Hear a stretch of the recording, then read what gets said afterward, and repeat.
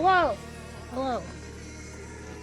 Alright, today is finally the day we get to play Pathologic 3. I've been waiting many years for this game. And I already messed with the settings. We'll see if I can even play, or if it's gonna screw up everything. I don't know. We'll find out.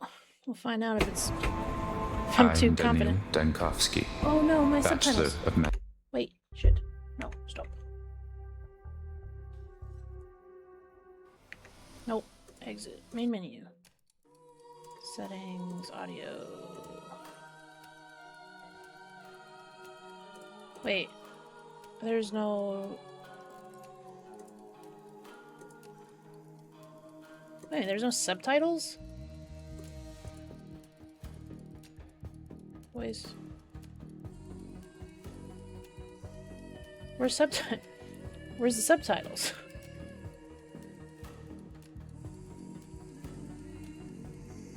Order. What the hell? Well, what do you think? I guess there's no subtitles. All right. I am Daniel Dankovsky, Bachelor of Medicine. It's only got a bachelor's degree. All my life I have been studying death, the greatest boundary holding humanity back. The powers that be were frightened of my search. My lab in the capital was about to be closed. But it cannot be denied that some phenomena might be found only in the strangest, most remote parts of our country. Little towns that are yet to be explored by forward-thinking minds. People accept the supposed imminence of death way too easily. We meekly follow our life's path to it, like cattle to the slaughter. But we shouldn't.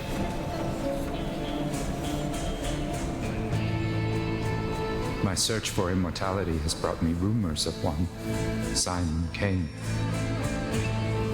a supposedly immortal man, living in one such town. He might be just the proof all my theories need. The final patient. I need to find him, or else all my life's work is doomed. Little shit. Those guys stole our luggage. So, I didn't look up anything about this game or like what. Let me make sure this is even good. What, my understanding is this is just a third remake of the same game. Every object has a heartbeat. Can't you hear? So that's what you're like. Dead, tired, and covered in dust. Yeah. You're restless. We hardly see anyone like that in our sleepy little town. Even the Canes have gone into hibernation in the past years. I'm dyslexic as fuck.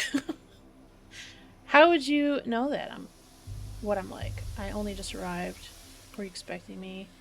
Sleepy little town, maybe. If this is a nightmare where you lose all your things at the station and end up without your pants. Yeah, you tell her. You tell her that her town sucks. You have to admit, as far as nightmares goes, this one's pretty tame. All your teeth are still intact, and you don't have a final exam tomorrow for a language you've never studied. True. I'm not sure if I should love dreams. Simon said that. For a true creator, dreams are always duller than reality. Simon Kane? Simon Kane, he left you in my care, said you'd be staying at my house. Oh, it has a name, the Stillwater, and this won't be the first time it's had guests. But most don't last long. I think you will, though. I've already prepared everything. Oh, I see. Well, nice to meet you. Most don't last long. Is that a threat? Of course not, silly. The Stillwater is just a very unique house. It used to be observatory, and now people live inside, but it still longs for the heavens all the same. It draws something out of people. You'll see for yourself. I'll come when I sort out my missing luggage. You got interesting kids in this town. Before I knew it, I'd already lost my suitcases. I don't know what I just did. Mind map. To see the events on a specific day, press its number on the circle. Day 1. Mortal man. Simon Kane, the alleged mortal, lives in this town. Understanding him is the only way to save my Thanatica. Are you chasing shadows again? Dankovsky. I barely stepped off the train and my things were immediately stolen.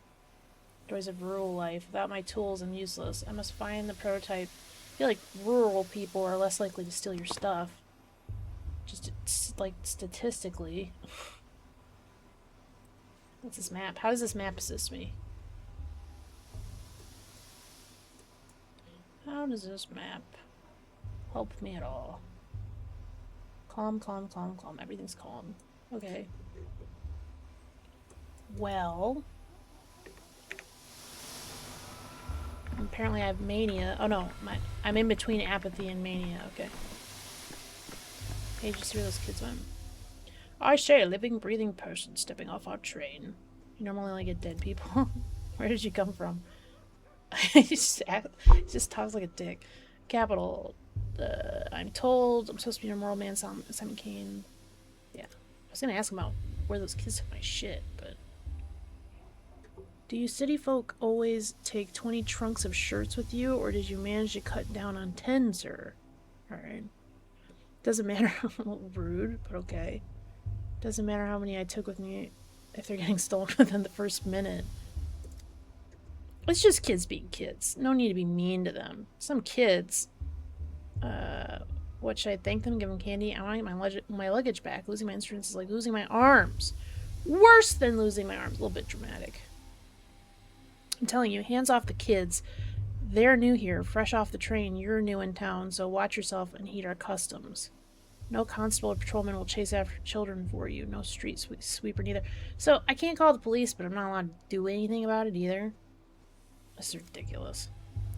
Because the kids have their own thing going. Their own empire, you see. I'm not going to mess with it. And if you find someone to do it for you, it's your funeral, or rather theirs. Although they wouldn't get a funeral. The tower would simply break them. What tower? The polyhedron. Well, that surely clears things up. You know what? If you needed your shirt so badly, why don't you go looking for the tots that ran away with them? Just ask them nicely. These kids are like magpies. They'll trade your precious linens from the capital back in exchange for bits of colored glass. Or even just a story. But whatever you do, don't hurt them. Plenty of stories to tell, but usually they involve vivisections. Why would I have bits of glass? I just about have one on my watch face. I may have to waste time on this both literally and figuratively.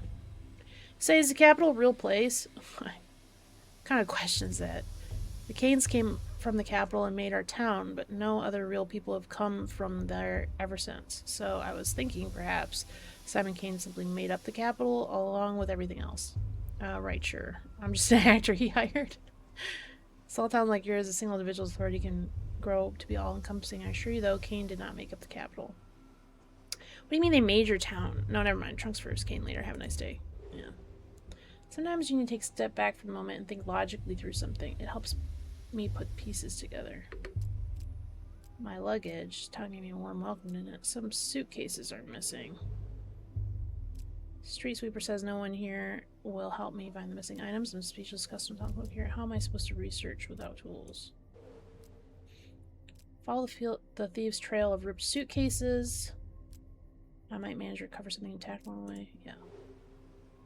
Without them, I might as well just catch the next train back. The most important thing is the microscope and the experimental prototype. Okay. Okay. Alright. So that's giving me like a hint. Oh.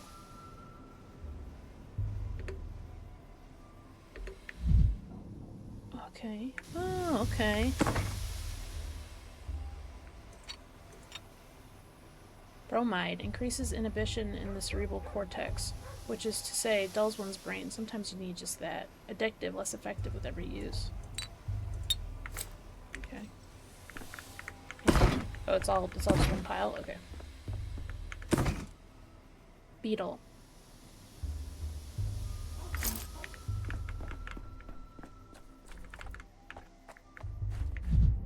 Oh, bastards. Look at all this stuff. Okay. More stuff.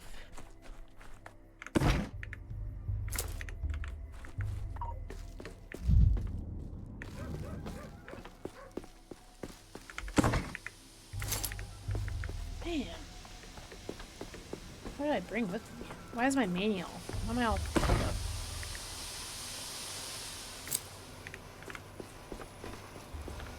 Hey, there's a little shit. Hey, back off, you. Get away from the girls. And from me, too. I ain't afraid of Uncle Rowan when he boozes up, and I ain't afraid of you neither. I've got a knife. You can't hurt us, got it?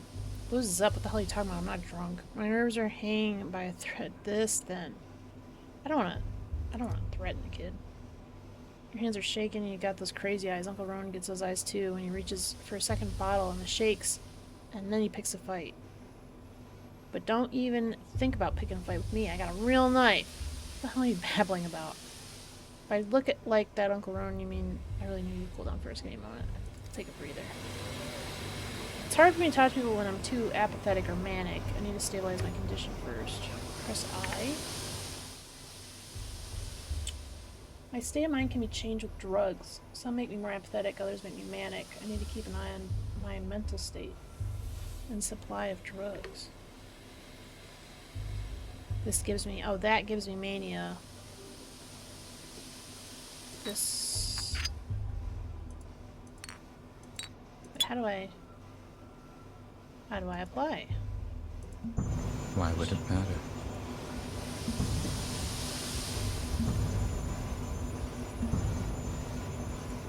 I managed to maintain a balance for now.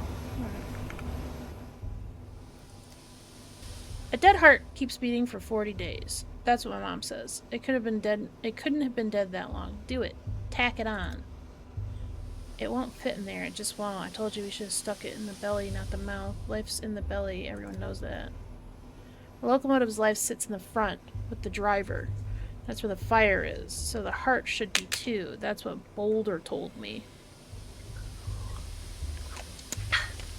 What do you have there? Oh, my prototype. Looks like it's still intact. Ah, begone, vile snake! That's what I said when I was a kid. You killed the other trains, didn't you? It's 'cause you, they don't come to us no more. We were wondering, and we didn't know why they kept dying. We got a whole graveyard, they're all rusted up, and they can't go anywhere. But it's all because of you. You stole the train's heart for yourself and carried it away in the suitcase. And now the train's all dead. If trains stopped coming a long time ago, it can't be my fault. I've never been here before. I'm not very good at stealing hearts. The things I touch do have a tendency to die. You've got me there. You said yourself the train's heart is in the front. I rode in the carriage in the middle. How can I get to the heart then? What gives you the idea that my prototype is a train's heart? Well, let's use child logic, I think. It makes the most sense. Through the bowels, like all men could do. You don't get to the heart through the bowels, my young friend. You'll hit quite a different body part first. Without it, the train stopped wailing, stopped moving too. That means it's dead.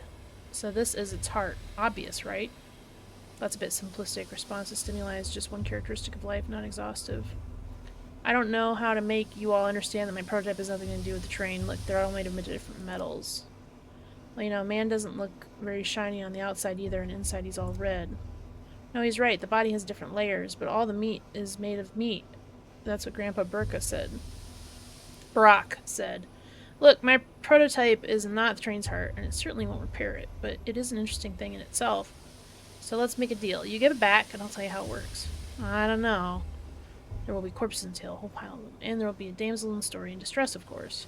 My genius, insufferable assistant will be in the tail. He could drive... Okay, I don't care about that. Let's do this. Will she be pretty? Look here. Let me take the prototype. I won't run away, I promise. To wind it up, you need to turn this handle clockwise. Alright. Oh, flashback. A flashback. Cheer up, Chief. Want to hear that grey hair joke again? The one you love so much? To prime it, hold the crank and turn clockwise. Chief, hello? Oh, for crying out loud, your mind's flown away again. Prime the what now? That's right, I pulled the alarm because of the chlorine from Lab 102. Anyway, the crank is stiff, so you'll have to turn it with some force. Platinum, are you crazy? There's a gas leak. Why did you call me in here for? What did you call me in here for? We have to seal the morgue and evacuate quickly. Oh, Danielle. What we have to do is load the prototype you're fiddling with and use it to get into the morgue. A woman rose from the dead in there, and it will be, I think you'll agree, extremely frustrating if she dies again. We must get her out. Risen from the dead? I was collecting tissue samples to determine the onset of rigor mortis when I heard a noise. I turned around and holy smokes! A woman was sitting up on the gurney, stiff as a poker, rasp in her throat. I started towards her, but then I smelled the gas and pulled the alarm lever. Lethargy, canna, apnea, yeah, that's fair. You forgot the time that the animatronic figure, I don't know why I was gonna say amniotic. The animatronic figure, Teleman's wonderful joke for your birthday. I didn't forget it. I wiped it from my mental atlas. What should I do with this device, this prototype, you called it? I already told you, but fine, let's go over it again. You're holding an experimental prototype meant to dissipate tuberculosis miasma. Very scientific.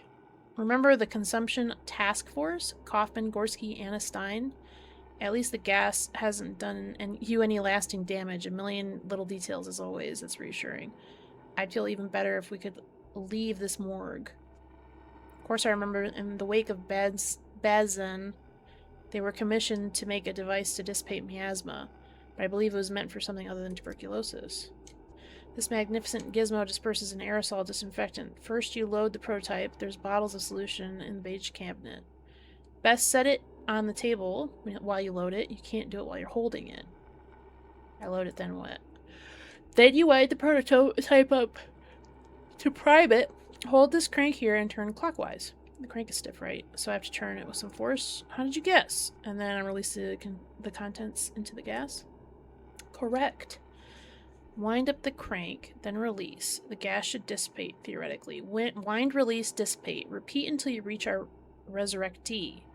Just remember, the chlorine will keep coming while our supply of solution is finite. Just try to be as efficient as possible. What about the deceased woman? Where is she now and in what state? The formerly deceased woman. Before the gas came too thick to see through, she was sitting on a gurney at the opposite end of the morgue.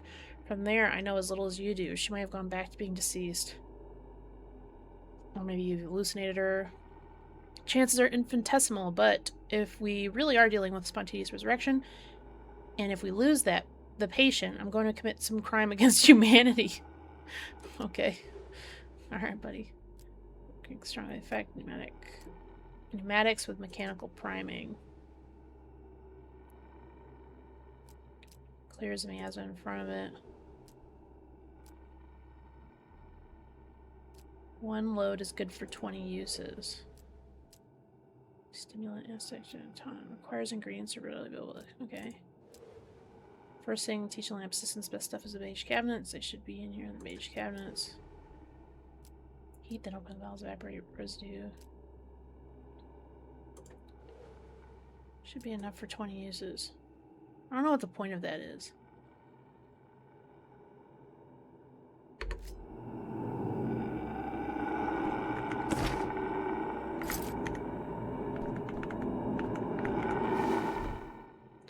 Load prototype. Disinfectant solution consists of 3 ingredients: a stimulant, an anesthetic, and toxin. And you put the items into the slots, then press the load button.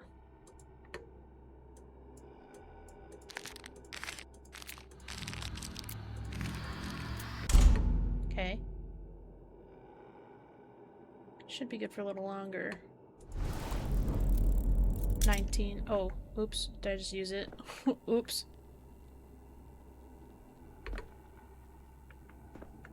A little birdie hops along the path of doom. It sings.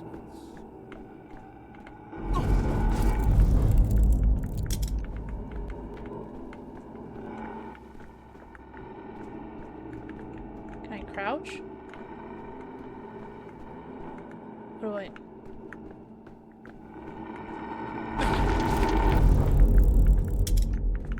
She's freaking out at me.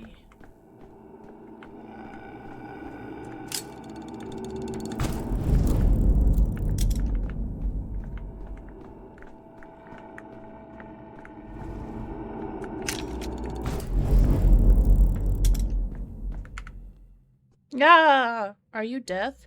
You have Death's eyes. Spontaneous Resurrectee. We don't have a name for her? Alright. Like I can drink.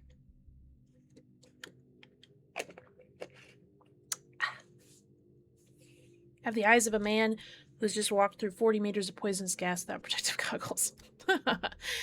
At the end of the tunnel, there's a second tunnel. Ugh. Can you hear me? Try to stay awake. Then tunnel, there's a second tunnel. What does that mean? It means that when you die, there's neither life nor death, but something else entirely. That if trains were worms, they tunnel toward you underground. It's just nonsense. Someone was disoriented and hallucinating. What a silly story. I loved stories like that when I was young. You're giving me a prototype, yeah? Take it. It spins all boring, clockwise only. Grandpa Simon has clocks that spin every which way. Besides, the train's already dead. Couldn't save it in time. Look, it's blowing a whistle, still smoking. That's as live as it gets. I'm sick of this game. Go away. We're gonna play cat in an old hat. We still have time before the sun sets. Wait, what about my microscope? We didn't take your microscope. Where is it then? If the prototype's in my right hand, the microscope's in my left, I can't collect data without it. Dogheads must have taken it. Khan and Notkin got a deal. All the war spoils get split down the middle. They don't care about hearts. Not in any of their many faces. Why would they need another one? What does your microscope do? Is it alive? Dogheads, Khan and Notkin, a heart and a face. I don't understand a single word.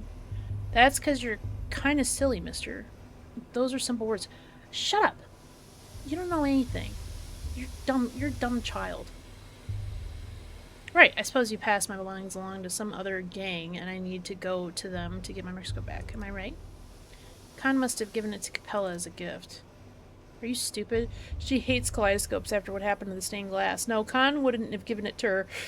If it's something that changes things when you look through it, he must have given it to Grandpa Simon. Simon loves things like that. Khan wouldn't give it to anyone, not before he looks at it himself, or after, either. But he's honest, even if he's wicked. He'd give it back to the owner. If you find him in town, he'll deal fair. Well, if they brought your microkaleidoscope into the polyhedron, you won't see it again. No use looking there. Try the stairways to heaven. Dogheads like them. Think they look like... The dogheads like them think they look like polyhedron. There's one right here in the maw. There was a conversation, and it's Capella's Khan's polyhedrons are beginning to see the shape of the world you live in. It sounds complicated, but it can't be worse than human anatomy, can it? Alright, dude.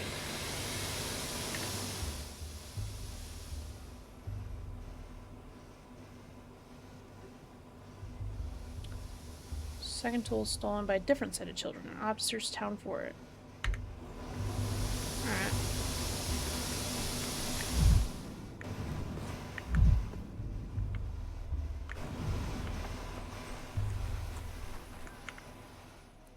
N.A.B. Bishop. N.A.B. Bishop. Go away, Snake Man. You've got sharp heels. Gaze in the earth. Do not pull us away from the earth. Alright, dude. Lumpy man. Is this a worm man then? I've seen such poor disfigured creatures.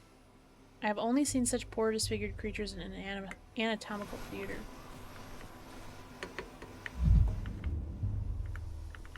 What's that? Simon was expecting me. A place was prepared at Stillwater, the guest house, as far as I can tell. Okay.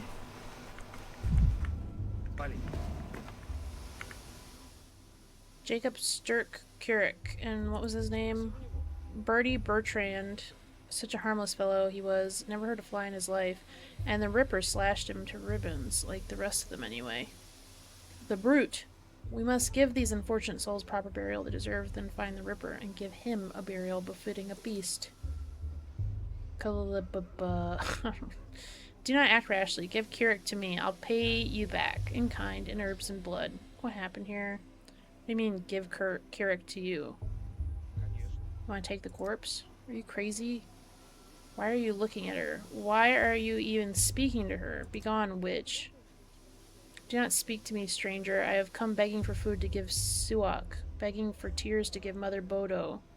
I speak to the blood of Urdug, of our town. You are not our blood. My eyes do not see you, stranger. My ears do not hear you. What happened here? The Rippers come to town. The father killer, Brock. He was always a wild one. But then Mara Shabnak lay with him in the steppe and whispered things in his ear to make him water the earth with blood. As soon as he got off the train, he went on a murder spree. He killed Jacob Sterrick, he killed Carrick, he killed the harmless birdie. He's a monster. I thought I had come alone, or almost alone. I definitely don't recall Mad Ripper on the train with me. He arrived on the freight train. Took the back door like a thief in the night. The freight train was bringing medicine, sweets, and coffins, so the Ripper must have hidden a coffin, or else Shabnak would have torn him apart in the steppe. You said Shabnak copulated with him, and now he's hiding from her in a coffin? Only 2 sentences in this conversation, I already want to shoot myself. Buyante, hear me out. Blood of my Urdug. Swak sings of a fierceness, a sharpness inside of the one you call Kirik. Give his blood to me. He is dead to you anyway. You will bury him, and he will rot until nothing is left. I will bury him, and Swak will eat him and drink his savagery and his sting, and sing an Ubani Dun, a herb song, in gratitude. Lady, what are you talking about? She'll give us twire, and will brew us lots of twirine. She will give us ashen swish, the harshest of herbs. Ashen swish is a cruel herb, a bad herb. It drives blood on blood and spite. Swak sings that we will need plenty of swish soon. Yours is a burial into emptiness, but mine will be a burial into Suak's womb. I am at your feet, good people. Give me one you call Kirik. Should we give her the body, maybe?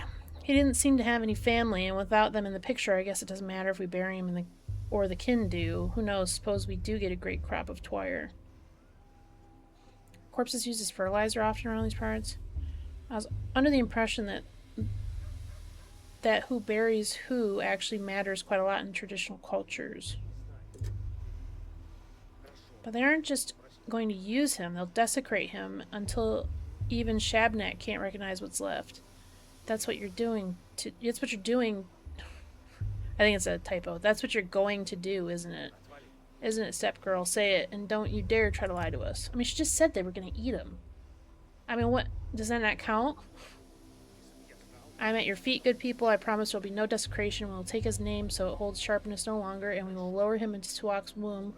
Everyone will forget him, forget the wicked murderer Kirik, and only Ashen Swish will remain. I knew there was a catch. Wicked or not, you can't just bury a person without their name. Everyone has the right to be remembered, if nothing else.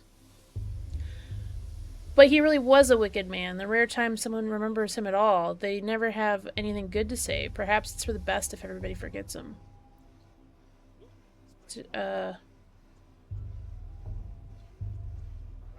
They'll take the name of this Kirik. What does that mean? A touch of our eyes, a touch of our fingers, and the name melts away. The one they used to call Kirik will become a gift to Suak. Instead, he will have no grave, and there will be no man in the memory of the people. Speak to me no more, stranger. Your words are poison. I wasn't talking to you. I wasn't talking to you. Let's hand over the body. I'd rather avoid falling out with kin. It will only lead to more trouble. Didn't you just say, like, be gone, witch? Like, does that not count as a falling out, or are they okay with that? What do you think, stranger? You certainly look important. Maybe you have some brains to back it up. The body of a victim who met a violent end must be withheld for the purposes of forensic examination. Even a beautiful young woman asks otherwise.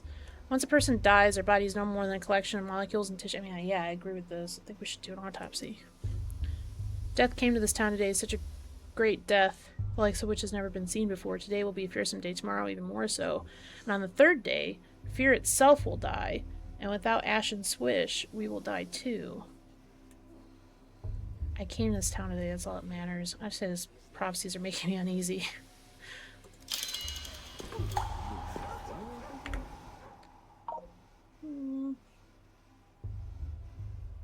Murderer came to town. The locals believe in a shabnak, a murderous step golem in the guise of a woman. It's like I've stepped out of time, not just traveled from far from home. Okay.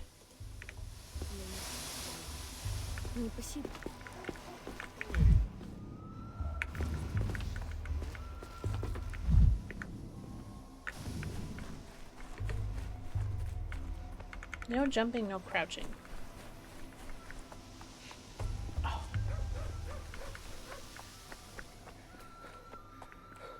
I played the second game, but I don't remember a whole lot from it. This all seems like the same as the second game. I don't know of any difference. I remember him getting off the train and messing with the kids. Coffins full of boots. Wisdom's good to possess. Better still is cleverness. Okay. Bad grief. Would you look at that? A customer. Been walking. Or keep walking customer. The shop's appointment only, and I don't recall your name on the list. They look like just like coffins. What did? What? Just coffins. I couldn't believe there were so many. I thought I was dreaming. There can never be too many coffins. Quit trying to scare us. Better yet, have a look. We've got plenty of shops in town, but our warehouse keeper here can get it for you wholesale. Just look at these boots he snagged. Scarlet. They're pretty. Are they from the capital? I'd expect a romantic soul like yours would be more interested in the Scarlet Pimpernel than scarlet boots. From a coffin. A coffin's best when you need a chest. A checkpoint guard wouldn't dare open it up out of respect. It's inhumane. However, meanwhile, so overflowing with hundreds of pairs of scarlet Saffiano leather boots, tax and duty free. Saffiano leather, those are bog standard military issued boots that have been dyed wrong. You're right about one thing. It's no good shying away from death. One can't understand a thing they refuse to look at. So you smuggle contraband in coffins. Refuse? They do refuse. That's what I use. A coffin is an honest thief's best friend. People looking away is how business gets done. You a tax inspector? Can't imagine a duller job. No, but it doesn't mean I approve of illicit trade. Keep your nose out of other people's coffins then. Once someone goes in, who knows what happens. Maybe they never died. Maybe they never existed at all. Of course, if I start poking around coffins, how will you exploit the public's fear of death for your smuggling operation? I like that. Okay. The town lives on imports, so here the warehouse keeper is king. He says the contents of coffins are not always what they seem. I wonder.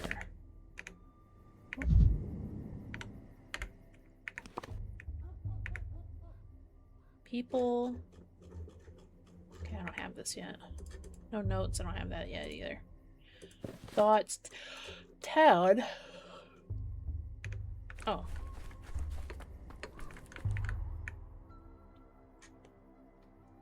Let's see what's over here.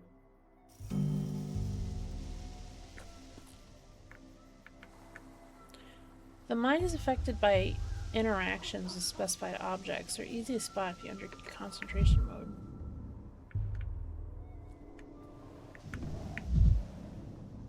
Hate filth, garbage, and decay, but sterile operating rules don't really give me answers. Every creak, like a gunshot. Okay, that made me more manic, I guess. Oh, okay, that... Oh! It infects my head. Cool. So I don't have to use drugs. I can just find stuff to interact with.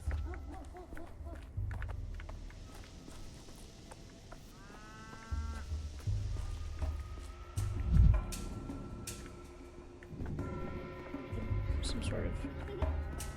Oh, mouse. There's a bunch of guys over here. Oh, okay. Let's see if these guys have nothing to say to me. This guy has nothing to say to me.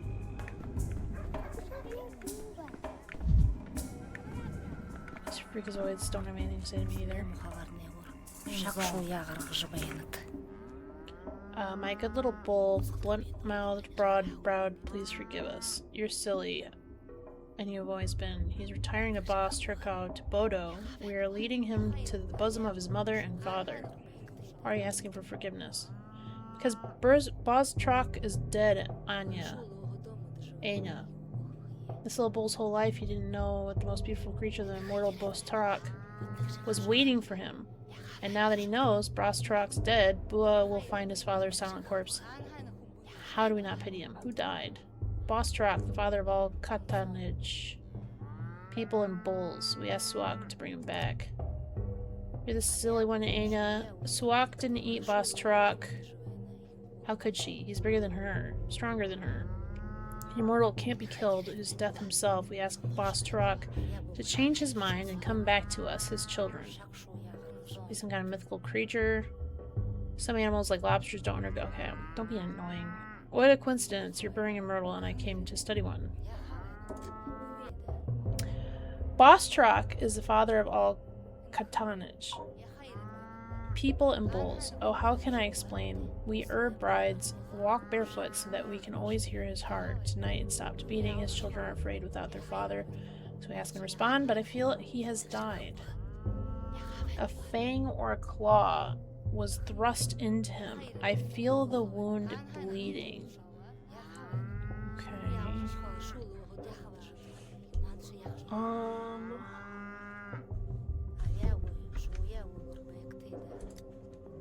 Rust has soaked into him. I feel the rot squelching underfoot.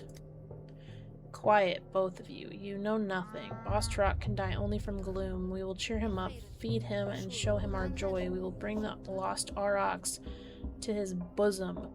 Then he will remember us and return to us. Clearly, Boztrak is a mythologem, but it must have some basis. I wonder what. Maybe you felt the aftershocks of an earthquake. They sometimes occur in the northeast. So this bull's meant to be sacrificed? You give a little to gain a lot. Mother Bodo is blind. Is a blind, loving mother. The warmth of the earth. But Boztrak not only bore us, he watched over us. He lived under his watch. Now the town is without a beholder. As a galaba. Kun! We're all blind worms now. Mugar bad. A worm is a worm. A human is a human. A human is meant to see, to build. Look around, beholder. What do you see? A town where the sacrifice of live animals is permitted in a residential area. Yeah. That's legit. You haven't looked closely. Go further. See our celebration. Look at the last Aurochs. What do you see in all this? Hold on, I want to see.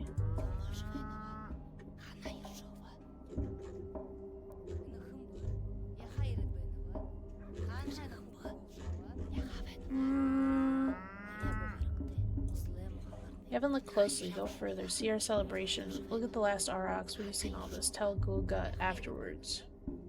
How could I forget Guga? An Auroch is a big bull, right? I'll look, whether I want to or not. That's a nice area. You guys have anything to say about this? Nope. They sure don't. Break. I don't want to do that. I don't want to do that. I'm already manic. Share what you have witnessed. What? Poor cow.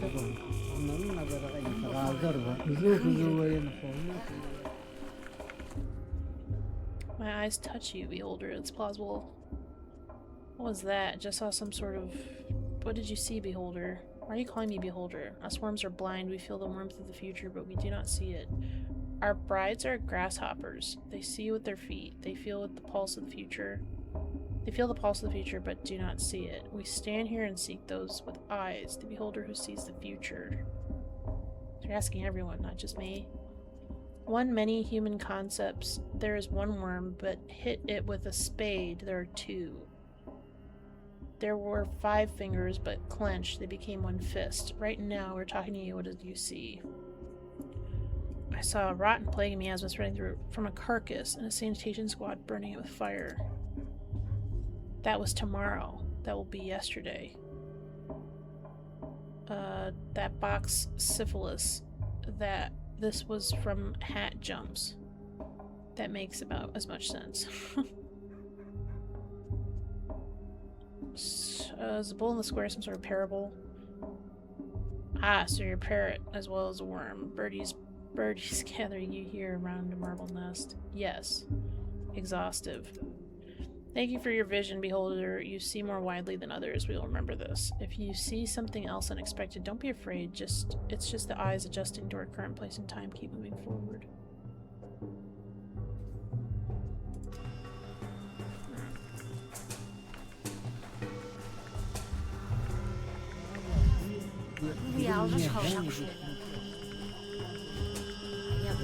How many bulls are they gonna kill?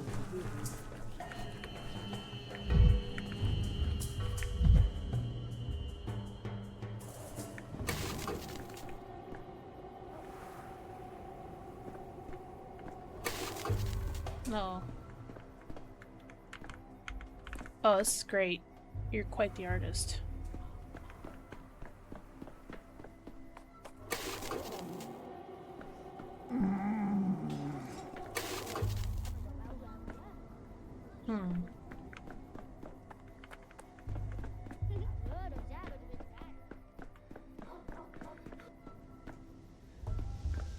Camera Lumina. That's what he Jeez. called it. Scared the shit out of me. Mark Immortal. Immortel. Ah, there you are finally. I thought you'd forgotten our agreement. I hope you're ready. Have you memorized your lines? I don't have time to read any lines. I'm gonna get my microscope back. Have you seen kids? What lines? I told you, sir, we cannot trust this fool. He is not fit to be our leading man. He stands and stares, forgets his lines. I know of other men who better play their parts. Executor. Wait, is this really the guy? Looks about the same, but the outfit's all wrong. Did our guy wear a coat? This costume is more suited for an antagonist. Funny fashion advice from a man in a bird suit. What delightful cheek. Never have I seen such arrogance all in one person. Sir, you are just what the doctor ordered. I am Mark Immortal, director of the local theater. Pleased to meet you, and you are... I'll just say my name. Magnifico. You see, the actor we've been waiting an eternity for has decided to sabotage rehearsal. You would do us a massive titanic favor by replacing him, even if just for a little while. I'd be delighted to. I've dreamt of acting on stage since I was a boy, but what must I do? I don't have time for this. To be told I don't care for theater. Still, what's the man in a bird suit doing here? This is abnormal. Are you not familiar with the ancient mysteries? Our feathered colleague symbolizes the doom of all things. He acts as a dark omen, complete with a plague doctor's beak. Our performance is quite simple. The main character has just arrived in a remote town and, quite accidentally, stumbled into a curious rehearsal, in which his fate will be decided. Who knows? Perhaps he'll die at the end. It seems performance was already started, and I'll be dragged in against my will. I think I'll pass. Not sure I want to die at the end. I don't have time for this nonsense. Excuse me. Is that all you have to say? Why do you stare like that? I see it in his eyes. His mind is looking for a line to mumble. I'm not struggling to come up with lines. I say we start the scene with a backhand across your face. I'm getting to recall why my acting career didn't pan out. I say again, he's no leading man. He is unfit to even play the villain. At best, a background player, a body standing there to fill a stage. It is the step healer's son who ought to take the role, or that young girl who crawled out of her grave. They have such pathos and such verve. What does this one have? A coat. Is the rehearsal actually already starting, or is he just casually insulting me? Wonderful, the hero is lost. He no longer sees a boundary between his life and the play, between speaking and reading his lines. Keep going. This is beating heart of our play, the blur between reality and fiction. Let me read the script. So the main character, doctor and a skeptic, encounters the unknown for the first time. He built his whole life around empiricism and scientific inquiry. What will he do when death addresses him directly? But this isn't literal, right? A hero in a play speaking to death or the death is usually a metaphor, an illustration of his thought process. Well, if that makes it easier on you, we can say it's a metaphor, play it ambiguously, leave the audience guessing. Oh, he's not speaking lines anymore. But wait, I don't want to be a metaphor. I was promised I'd be the true voice of the dead. What kind of spoil sport ruins a play like this? I told you can't hack it. That's it, I'm out. Metaphor. Pfft. I'm confused. Are we still acting or is he actually offended? And you, I see, are never happy with anything. Sounds like a failed actor to me. Excuse me, Dankovsky. Why are you insulting a colleague? I don't recall him making it personal, unlike you. That was hurtful, alright. I think we should stop there. What? He's been insulting me the whole time. He doesn't like my lines. Doesn't like my coat. He wasn't insulting you, but your character. I thought you could tell the difference. I thought you were deliberately blurring that difference. Sorry, I got carried away. Wait. Why am I wasting my time? I'm gonna say it. I thought you were deliberately blurring that difference. Yeah, you... Now you're being a bitch about it.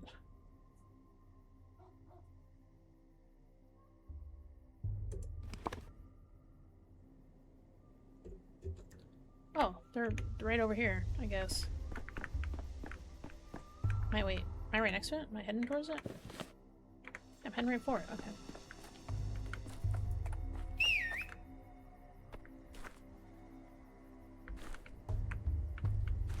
Who whistled?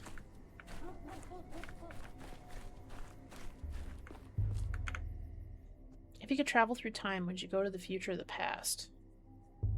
The near future. Future's so distant that not even someone with my vivid imagination can fathom it. Yeah, that's what I do. Grandpa Simon used to say that days are like hopscotch. Usually they do one after another. But sometimes there's two side by side, and sometimes you have to jump backwards. Did you steal my microscope? I did, yeah, but I gave it to Phil. He's over there on the stairway. How did those stairs stand without support? I stand like the polyhedron does. Alright, bye. Bye, dummy.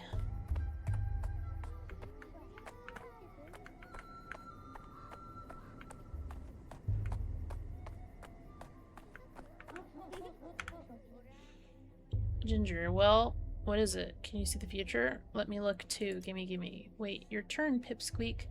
Just let me take one look, and then I'll give it back. Ew, there's a bunch of bugs and little hairs. Doesn't look like much of a future. Why are you using your dog's eye to look? You're not an animal. Yeah, but an animal might see further, though. Good news, microscope's been found. Bad news, it's being mauled by a pack of wild dogs. Need some help, kids? I can teach you how to use this thing. Here, let me show you.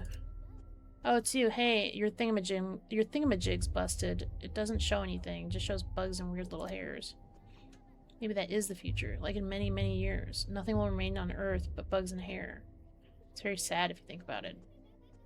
It only shows bugs and hairs because you're pointing it at bugs and hairs.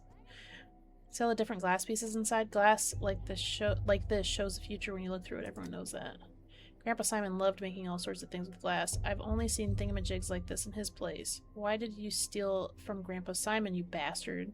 That's why we stole it back from you. It's called justice. You know Simon Kane, I've come to see him. Wait, you don't know, mister? He doesn't know. Spit it out, you monster. Where did you get this thingamajig from? What did you do to Simon? It was you, wasn't it? I was on my way to visit Simon. Oh, gosh. I was on my way to visit Simon, and I'd already be there if it weren't for you. Please give me back my microscope. It's a delicate instrument. Calm down, boy. Please don't shout. What's going on? What don't I know? This conversation's making me realize why I never became a father. Just give him back the thingamajig and let him go on his merry way. It's broken anyhow. Can't see the future at all. No. Grandpa Simon taught us what doesn't take effort doesn't deserve effort. If we give back the thingamajig, there's no effort in that. I can give you a cuff on the head for it. Will that be enough effort? I have a pocket watch on a chain and it definitely shows the future. Let's make a deal.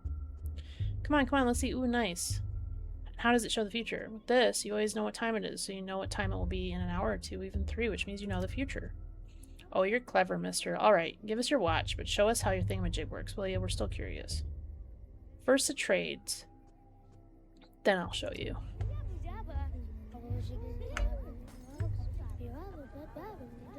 I need trade, I need to put barter slot. If I want something, I need to give something in return. I can't do this by putting items in cells on my inventory side. People won't agree with a trade if I offer items less valuable than whatever they're asking for.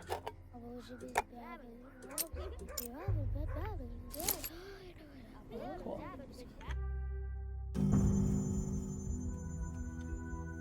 Two weeks ago. I'll follow you through hell, but not high water. If it gets to high water, that's on you. Why would a coworker say that to me? Ever? What are you on, lady? Please hold on a little longer. Even after inhalation therapy, the swelling won't go down immediately. Chief, finally, where have you been? The woman you rescued from the morgue is conscious, but she might not stay that way. She's still very weak. What's the hurry? Step aside with me for a moment, Chief. I checked the morgue records. A body matching her description was declared dead last night. Could be coroner's oversight or bureaucratic error. People make mistakes all the time. That doesn't prove anything. I'm not claiming it does, but imagine for a second. No, let's stick to the facts. I spoke to the orderly on duty last night. He also confirms that her subject showed no signs of life, and Platten himself was there when she woke up. Our subject? Slow down. You don't have proof she meets the Thanatica's criteria. Or when I reached this woman through the poisonous fog, she herself insisted she had died. It's not proof, but she must have some reason to think it. In any case, this is far more interesting than our weekly hysterics insisting they witnessed their own resurrections. We can't miss this opportunity. Unfortunately, the subject is having trouble speaking. All of that time, the gas has weakened her voice. I've rinsed her mucous membranes and performed inhalation therapy, but you understand I can't conduct an extensive interview. Shame. A first-hand account could point us in the right direction, but there's physical examination or taking a sample. Or an examination of her personal belongings. She came into the morgue with some items, though I haven't had a chance to go through them myself. I left them on the table in the back entrance. When you take a look, Chief, perhaps there's a clue. Ma'am, would you allow us to examine your things? Okay. Hello, do you remember me? I'm Bachelor of Medicine Daniel Dankovsky, head of Thanatica Laboratory. Last night I saved you from the site of serious gas leak. The man with death's eyes. I'm just a researcher. Researcher into the problem of human mortality. My eyes were affected by the gas just like yours were, but at least you remember something. Let's not wax poetic. My assistant provided you first aid. I hope you're feeling better, but now we need to understand more about your condition. I'm a researcher. I coughed, died. Tunnel after tunnel. Please remain calm. Before we can be sure of anything, I need to examine you. She's got... Okay. Use this to rotate the camera. Okay. She's got all kinds of burns and stuff on her. Bruising, redness, injection. Seems like she had an allergic reaction. Skin here is seriously damaged. Expected due to contact with the gas. Okay. So about this stuff. Pale and gaunt, looks exhausted. I should take care of her. Look at her blood sample. So he thinks these are burns from the gas. This doesn't look the same. Repeated injections. Consequence of an attempted resurrection. Okay.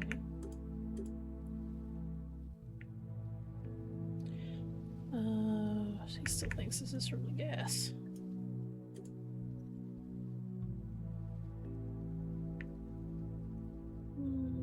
Okay, alright.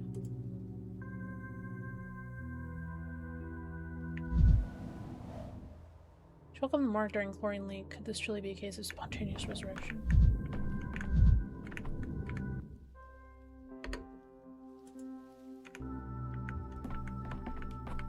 She said she left it on the table? For Lazarus's personal effects from the morgue. Herbs on a bouquet looks medicinal. Consulted wise woman instead of doctor? 2 rings, obviously a pair. One would be too big for her. Husband left and took off the wedding ring. Morphine tourniquet. Chronic morphine addict or suffered from severe pain. Papers, they look official. Consent form for the experimental treatment of our institute. The description of the treatment is vague. Something about novel drugs. I understand more if I take a blood sample.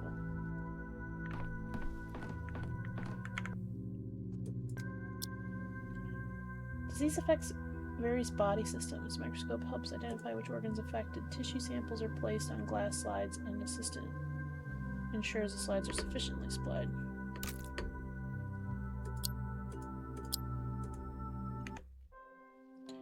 Use the collected sample under a microscope to perform a test on any reagents. The doctor themselves is in charge of their supply.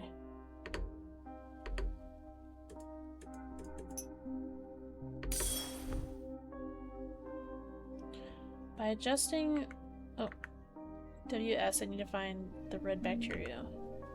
Just a focus will allow me to see bacteria better. My span of the culture is limited. I must act quickly. Okay.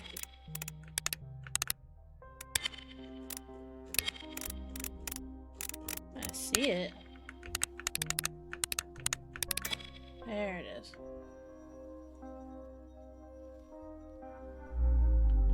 Found it. A pathogen has been found. An organ is affected.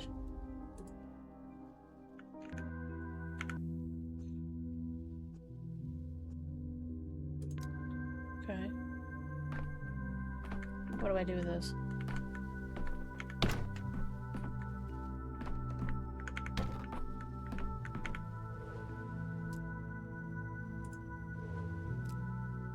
Our miraculously resurrected woman has a late-stage leukemia and injection marks on her body.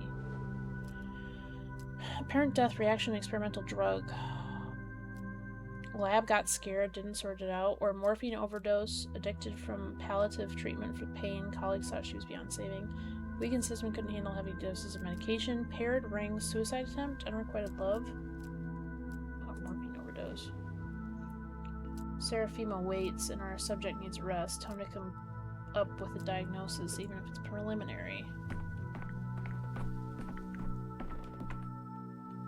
If we have the right conditions. Our current ones are only good for inventing penicillin. Have discovered It's some mold all the way down.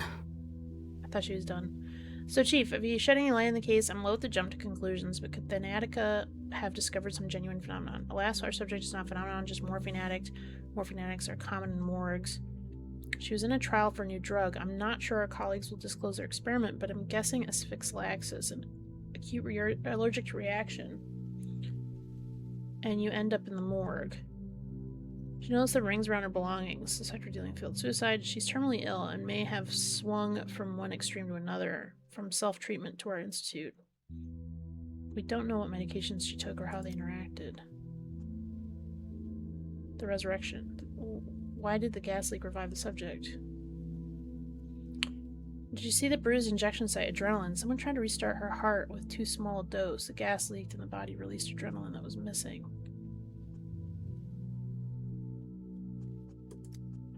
I guess I'm just making stuff up. So you think it was a mistake? The subject ended up in the morgue due to negligence? She wasn't actually dead yet, and by coincidence, an unaccounted for factor revived her? Is that disappointment here? It's unjustified. For example, adrenaline is an emergency tool promising from a scientific point of view. This research will one day bear fruit. Sure. Why not? I'm just making shit up anyway. Does that mean she wasn't dead after all? Yeah, I guess not. Then your microscope. What does your microscope even for? It doesn't show the future, doesn't raise dead. It's just toy, really. It's quite the bar you've set with your expectations, young man. Sometimes I ask myself the same question. Alright, if we can see the future in that glass, then we're off. We've got important things to do after all. A sensible approach. Precious time shouldn't be wasted.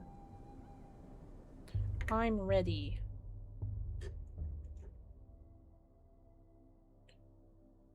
If I keep this momentum, my trip won't take long.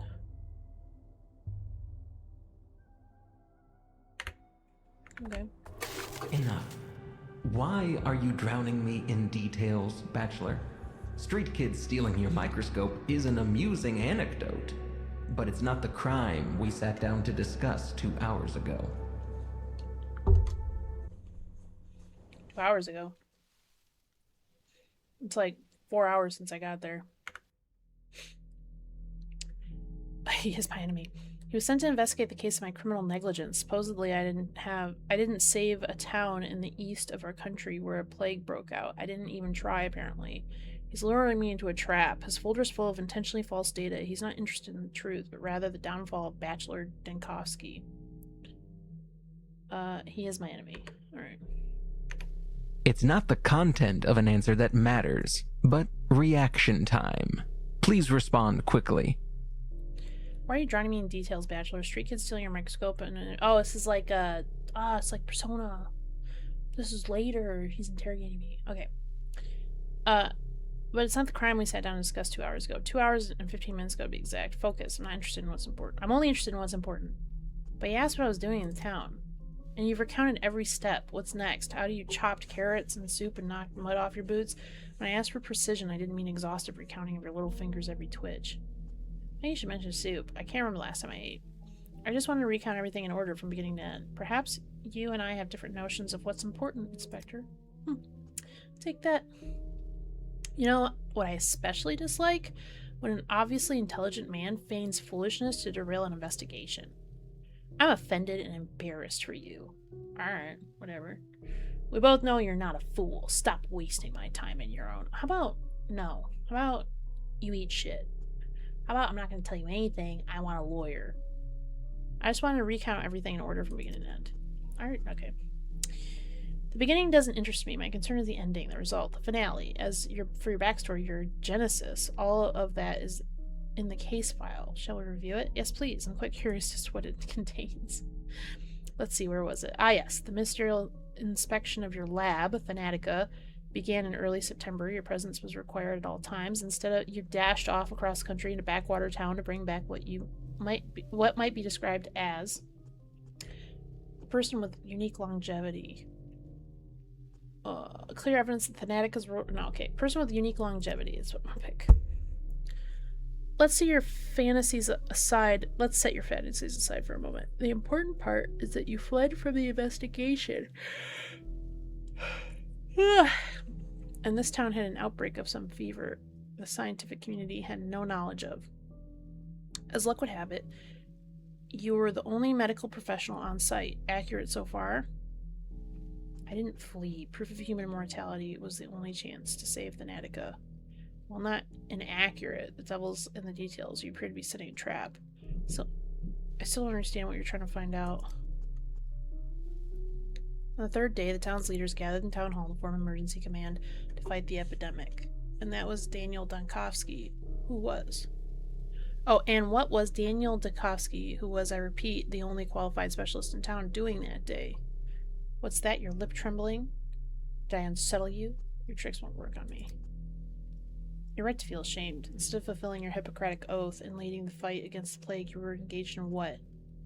Come on, don't look at the table. My eyes are up here. I know what you're going with this. It says I tried to flee that town. On the fourth day, the town lost its water supply. They required a hospital, but one person who could set it up. What was he doing? Tell me, where did you spend the fourth and fifth days? In a jail cell?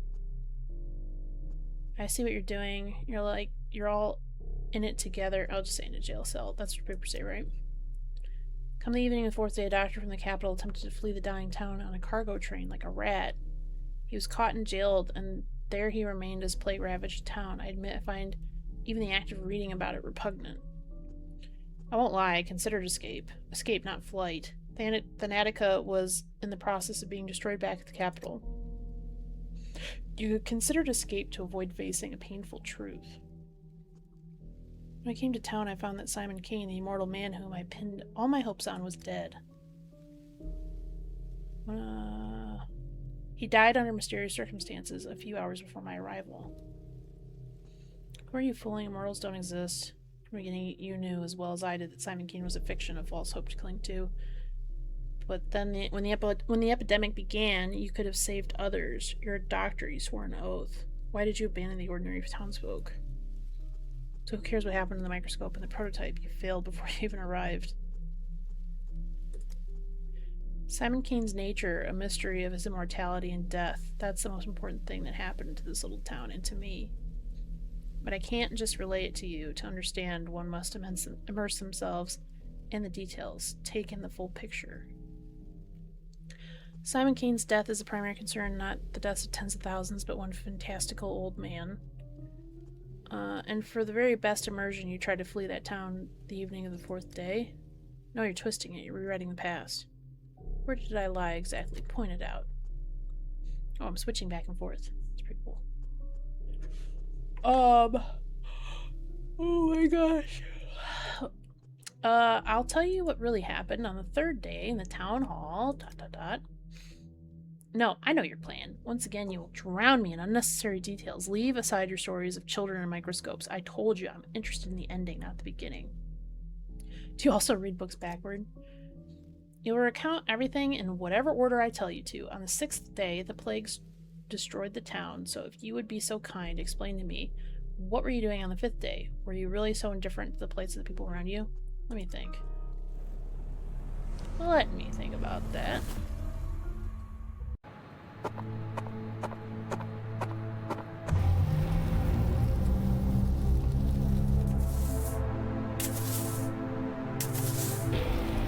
So far, I don't really give a shit about these people. They kind of suck, so. I'm just saying. They've all just kind of been awful since I got here.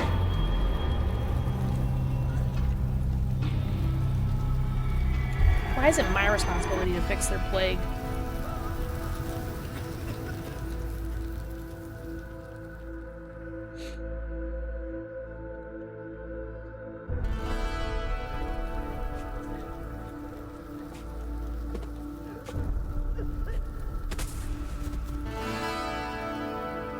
Maybe when you're sick with a very contagious disease, you shouldn't be wandering around outside.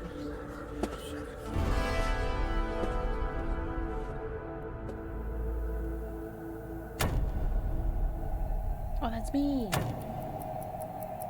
I like how he's doing the leg shake. That's what I do when I'm annoyed.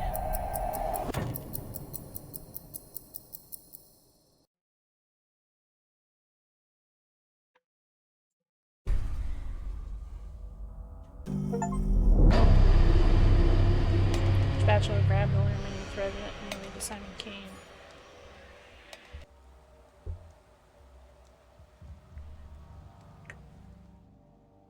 We're on day 5?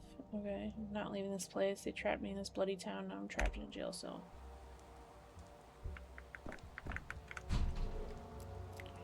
Riddle me this. What place has an entrance but no exit? Grave.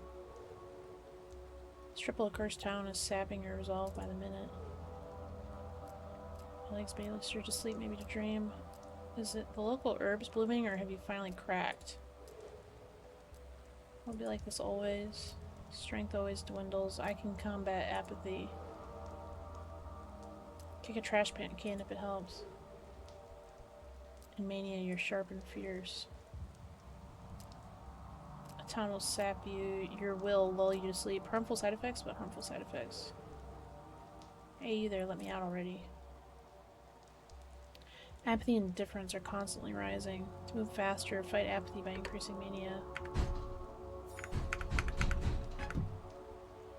Oh. Capella.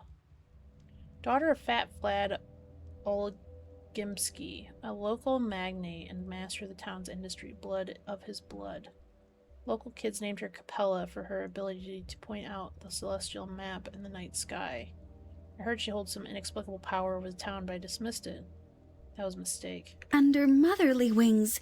Oh, under motherly wings. Okay. Out. Out, living soul. You keep me caged like a dog all night, now you acknowledge I have a soul? Who are you? Expected a different kind of jailer. I am a mistress. Well, future mistress, but I think you'll agree that future and past are relative concepts. I'm not even sure what day it is. Or which jail you're in. You've lost your way. I'm not sure how, but I can sense it. It's a mistress's gift, so I came to find you. Well, thank you. Now what? Are you alright? How are you feeling? I feel like someone who's lost everything. I don't have plague, if that's what you mean. I can see that. You can step out of that cage. Just like that? Just like that. When you go upstairs, you'll understand why. But first, I need to know one more thing. Why did you come to our town? I researched the nature of death. I was told you have an immortal man among you, Simon Kane. But when I got here, he was dead. Wasn't my idea. I was invited with a letter. I agreed in the hope that living proof of immortality would save Thanatica. And when I got here, an outbreak occurred. Out of coincidence, isn't it? Yeah, so I don't believe in coincidences. They're the only thing I believe in. So what are you doing? What are you going to do now? I don't have a lot of options, do I? I'll look into what he left behind. First thing, the phenomenon itself is gone, but there are still witnesses to his longevity explaining it is paramount. Well, that's easy. Pack my suitcase, catch a train back to the capital. Yeah, that's exactly what I would do. You're going to run away? I'm not going to ask little Mrs. Mistress's permission to do it. I'll go back to what really matters. At the capital, they're murdering my child, Thanatica. Can't watch them do it. You know, Bachelor, my father envied Simon, and Maria Cana will always be my enemy, so there's no love lost between our families, and yet I must help you. I don't want to. I must. Otherwise, the town will suffer. That's why I came here early and waited 4 hours until you decided to wake up. You could have knocked on the door yourself. I know where to find the last person who saw Simon alive. His name is Stack Rubin. I've heard about him. He's a colleague of mine, one of few around here. You haven't just heard about him, you've worked with him. Or you will. I'm not quite sure. I'm not sure of anything anymore. He's a doctor. He has a hideout in the warehouses. Look for him there. A hideout? Sure. Clear sign of an honest man. But you won't be able to go there right now. While I'm waiting for you, something bad happened. Something bad? When you go up these steps, you'll see. Mother said that a true mistress stands out by her timing. Here I am, right place, but too late. Maybe I'll never become a true mistress. What's up there anyway?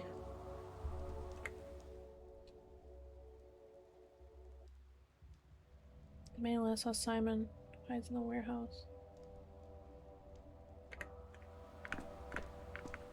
Okay. Oh, oops. Alexander Sabrov, governor of the town. The Sabrovs are load-bearing bones of the town, hard, dry, and colorless compared to the other two ruling families. Order rested upon them. When I arrived, Governor Sabrov pinned all of his hopes on me and hated me for it. He thought the star from Capital would show the Kanes and Oglemiskis how dangerous overreaching ambitions could be. Alas, that star proved to be another dreamer. My hands are bound. You're in luck. Kovsky, before you ask, I allowed the girl in. She is Olegemiski's daughter, and she interceded on your behalf. But even if she hadn't, I wouldn't have kept you here. That's some great reassurance. Thank you. At least thanks. What are you detained for? You know perfectly well. Governor Saburov, why do you ask? Lapses of memory? At least your pupils. Don't worry, I'm a doctor. Yeah. You committed the most heinous crime a doctor can commit. You tried to abandon your patients, to flee the town and save your sorry hide. Right, as we speak. My real patient, Thanatica, is being murdered in the capital. My life's work is being destroyed. It was a despicable act. If I could turn back time, I wouldn't do it again. I'm not your toy, Saburov. I decide my actions, not you. And again, I'm being accused of who knows what without evidence. I figured it all out. Or would you claim you went to the railway station to watch the birds? What if I did? Whatever happened yesterday is beyond reach. Today, the plague has reached the backbone. Behind the thin walls of this building, death rages. We've boarded up doors and windows, but the plague fumes are seeping in. You and I, we have mere hours left. The outbreak reached Town Hall. There have been cases of criminals surviving the sacking of a besieged city and prisons. A prison is also a fortress, but our fortress lacks food and water outside. We are presumed dead. Know this, Dankovsky. I wanted to punish your cowardice, but that much is true. But I did not want you dead. I'm sorry. What do you mean presumed dead? 2 days ago, a decree was issued declaring all people in infected districts to be presumed dead, not to be rescued unless they call for help with signal bonfires. A folly. Without a protective suit, you can't venture into the miasma, let alone light the fires, so officially you and I are dead. What kind of insane, cruel decree is that? A decree was issued, you'd say, but whoever wields that power, right? Tell me straight, you issued the inhumane rule, never expecting to be its victim. I did not issue that decree, nor did you. though everyone pinned their hopes on you at first. You have no moral right to condemn the decisions of those who at least tried to act. Fine, I'll deal with this later, but for us to be let out, someone has to venture outside, right? I'm ready to volunteer. The miasma already seeps into the rooms of the town hall, and you want me to open the front door? No. Our only chance is to barricade ourselves in and pray for a miracle. That's not gonna fix anything. I have a device, a prototype. It disperses miasma. With it, I can go through the infected district. Are you surprised? No, your gadgets from the capital are just as unreliable as you. I won't unlock the main entrance, risking contamination in the town hall just because of your novelty lighter. And your alternative proposal is, you have no idea what this lighter can do, and yet you argue with me. I inspected your device. It looks like a canister of film. Maybe the Canes would be interested. I don't see how cinema will help the infection. I have an idea. You mentioned the plague is already seeping into the town. Where? Far room. We've locked it already. Give me my prototype back. I'll clear the contamination in the far room and prove to you the device works. Fine. Your device should be in the main hall. Confiscated items are also there on the counter.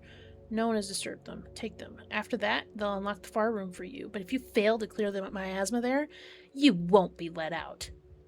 I'm glad you listened, Raven. False freedom.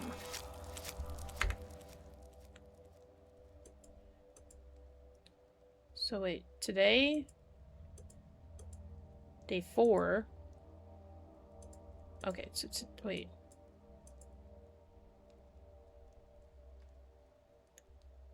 Oh. What? Day 4. What's all this stuff? Okay, hold on. This is day 5, and then it led to, like, a memory. Nobody's coming. Looks like I'm spending the night in the prison cells. Well, tomorrow they'll learn who they're dealing with.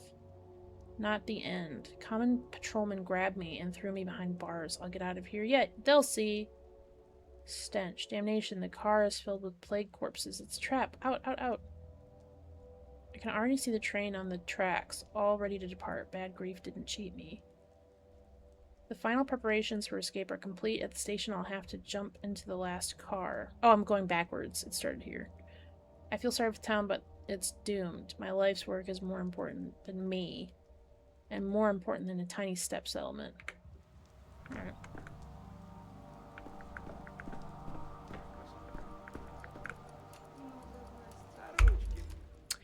I'm begging you, tell them to open the doors. Everything's locked. We're trapped here. Are you totally out of your mind? Use your head. Do you think they lock the doors for fun? Have you seen what's out there? It's like the last days of Sodom, and Mara Shabnak walks on her clay legs. My friend's stuck outside. We were together. I managed to slip inside, but he... What kind of friend are you, leaving him there like that? He's a goner. Forget it. Your friend's gone. Whole district's doomed. There's plague fumes everywhere. No air to breathe. We're doomed. Too simple as that. We're doomed too. Simple as that.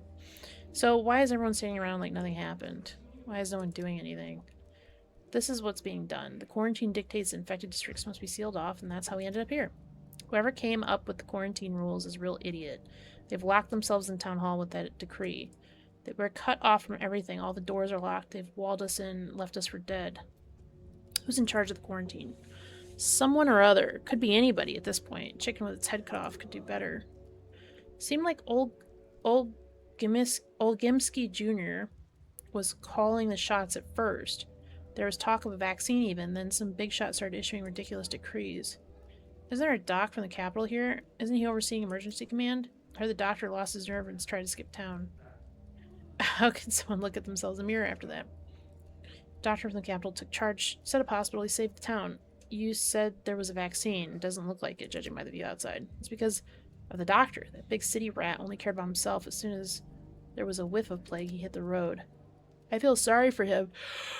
I understand the fear. I'd run too if I could, but it's too late now. I only regret one thing. Who's gonna water Miss Zoya now? Who's Miss Zoya? My poppy plant, my beauty. She just started blooming. Bright red flowers, oh so pretty, and now she'll wither, and my poor child. Or wither, my poor child. Whole town's on the brink of death, and you're worried about a potted plant. I feel bad for everyone, but so what? Is it Miss Zoya's fault? I should have watered her when I went outside today. If I don't make it out alive, promise you'll look after her for me, okay? She needs watering every day, just a little, but it has to be done. You really think I have nothing better to do than to a potted plant? Jesus. Okay, nothing new. It's just catching up. Take 20. Murderer's brother. Are you the head of this place? Could you sign this paper for me, please? A death certificate, I mean. Well, whose death certificate? My brother's dead. Bad man he was. Wicked man. Still, he was family. Now I'm fussing about collecting all the papers. It's 5th day now and I can't get a death certificate. Silly, really. The man's no more, but the paper, oh, please make sure you have the paper. My condolences for your loss. The plague. Well, it was 5 days ago, so it was before the plague.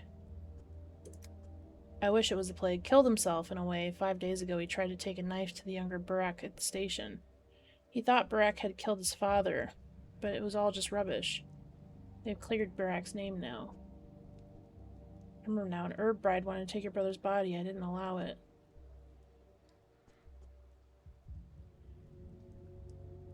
You say they've absolved Barak, the father killer. Interesting. Anyway.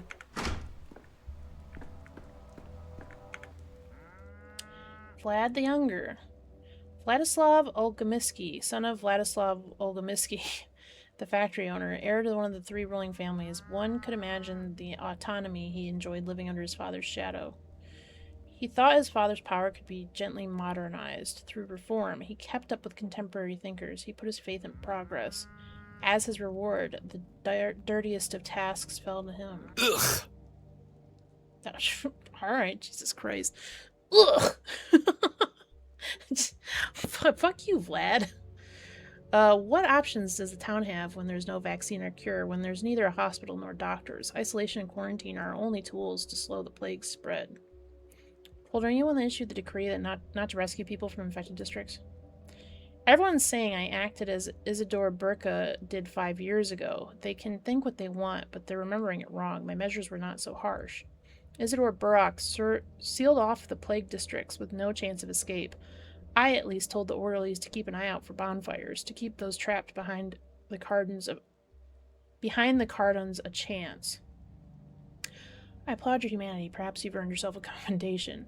I understand logic behind it, but the measures should be granular, not district-wide. But why bonfires? What do they guarantee? An infected man could light one just as well. It's a primeval belief, one might say. She can't tolerate fire. She's either afraid of it, or in contrast, drawn to it like a moth. I found this symbolic. Please keep in mind, our orderlies are simple folk. They need a convincing omen to compel them into plague fumes. Convincing to them, not to you or I. Okay. She can tolerate fire. You mean the plague? The sarcasm is unwarranted. The plague feels alive even to me sometimes, let alone the orderlies. If you spent any time with us, you would understand. And I was just beginning to respect you. I don't think I was ever beginning to respect Vlad. He kind of sounds like an idiot. Be that as it may, by the 3rd day, we realized the scale of the catastrophe. The town needed saving, and I was ready to propose concrete measures. Here we are. I will soon pay with my life for my actions. More like your father's actions, surely. It was he who placed you in this prestigious position. Don't say that. We'll get out of here, all of us, and I already know how. Oops. I don't know what that did. I will soon pay for my life for my actions, as will you for your inaction. I'm not a proud man, Dinkovsky. 2 days ago, I waited for you at the Emergency Epidemic Committee meeting. If you wish to take matters into your own hands, I would not have stood in your way, but you simply didn't show up. You're right, I have no retort for that. Forgive me, I tend to forget that when I'm not there, grown men cannot even lift a spoon to feed themselves. Hell yeah. Fuck you. Stupid ass. You weren't Ooh, can I loot? What happens if I loot? Nothing. Okay, there's nothing in there. Alright. Duh. Is it in here? Guests are always welcome here. Okay, I have my thingy. What do I do with my thingy? Ready? Boom!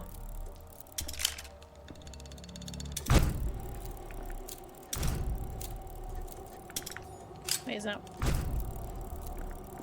really working. Is it? Oh, is that it?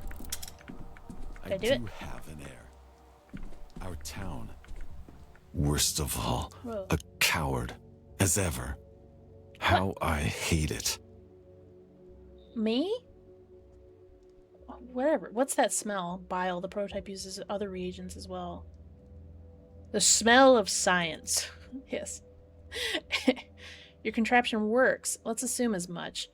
Is it enough to traverse the infected district? I can do... You've already established you have no better options. Let's say I hope so. I hope so. Fine, let's assume that too then. Listen up. You need to make it to the southern exit of the district. It's guarded by orderlies. The others exist. Oh my god. The others' exits are either sealed off or being guarded by vigilantes. Best avoided.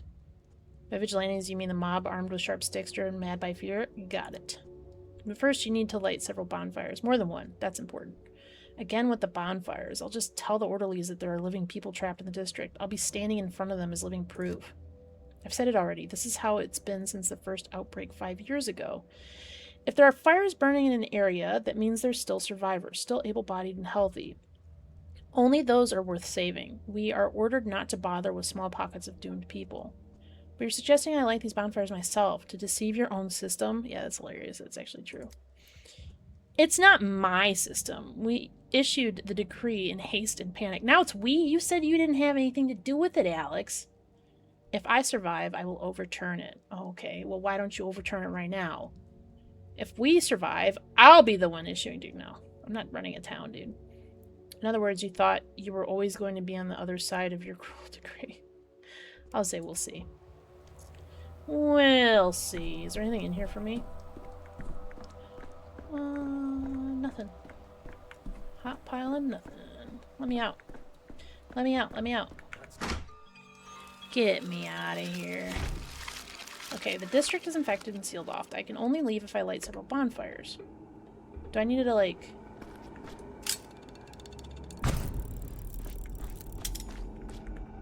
Get matches from the town hall or the orderlies near the district. What? What? I'm supposed to have matches? Matches? Hold on.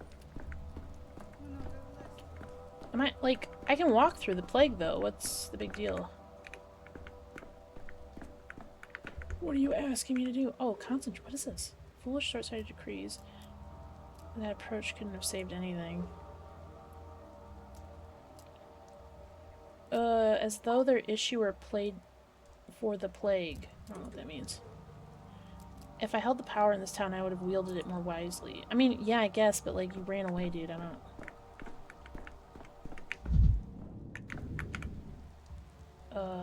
Yeah, I guess. I'll take some nutshells. Matches? Ah!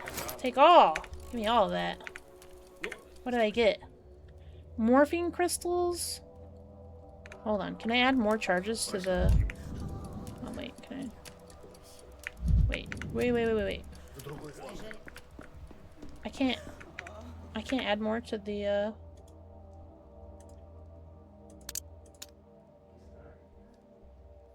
How do I use this? How do I equip it? I have a gun. I didn't even know I had a gun. Okay. Start fires, you need matches in hand. I to open inventory. Okay. F to throw the material at a bonfire. There we go. Does that get rid of anything? I don't know what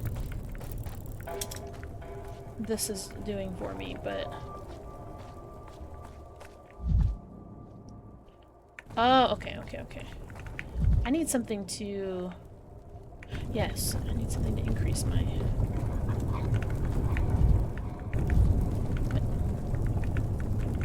Press. And... Okay, good. Oh, that's what I need to get. I need to get the black stuff. Okay. Okay. I'm wasting it, but okay. Throw one in there.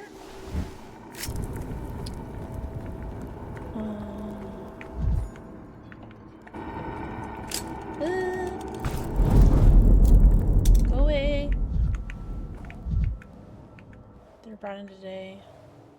The disease is working fast. Okay. Oh, another one.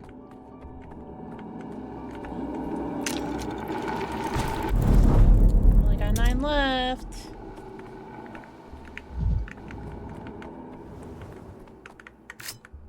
Got another one on here. Just 2 bonfires to go. Let's see if I can find it.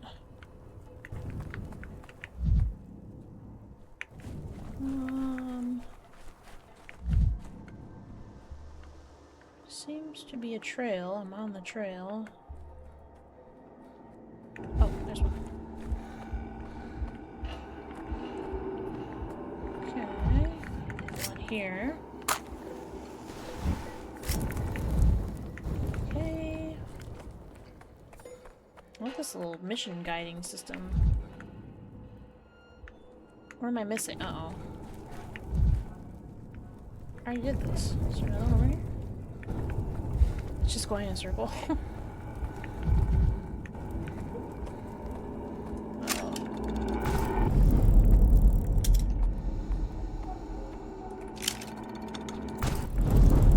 Uh-oh. Hopefully that lasts until I can come back.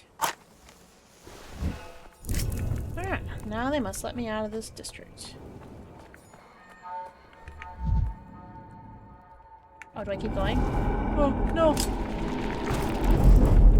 Alright. My bad. I thought I was done. I thought I had to go back. As if things are animated. Let's hope this doesn't bite me in the ass later. Okay. Never alone. Things everywhere. Okay.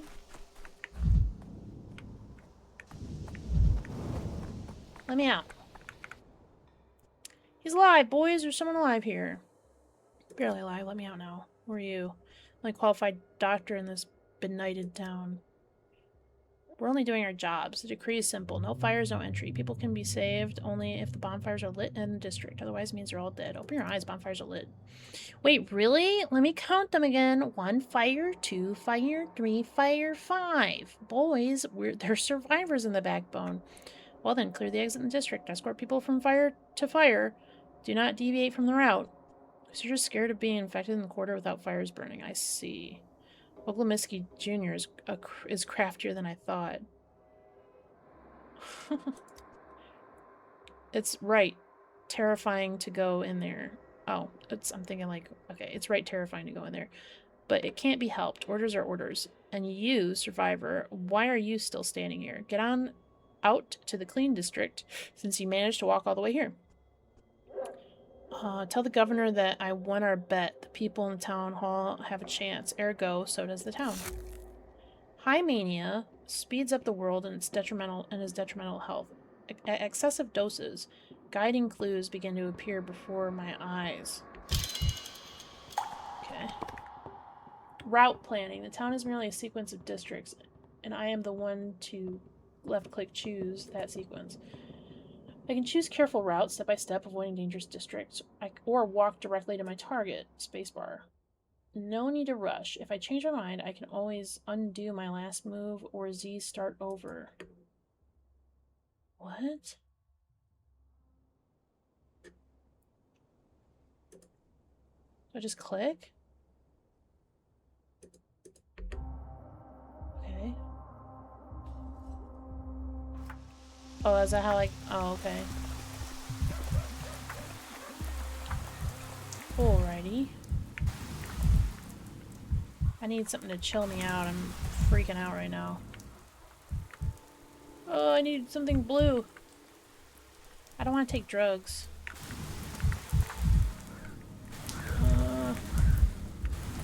Nothing. There's just nothing to chill me out here. Everything is just freaking me out. Oh my god. Well, I guess I'm just naturally chilling out. I thought the town made me more apathetic. I thought it drains my mania. My energies. Okay, well, maybe I should just go around. I'm supposed to be going. Maybe I should stop dicking around. Maybe I should follow directions. The man who last saw Simon is somewhere in the warehouses. Man, that quest is like 4 days ago. We're still doing that? Loot. Definitely take all. Yeah, somewhere in the warehouses, yeah. Okay.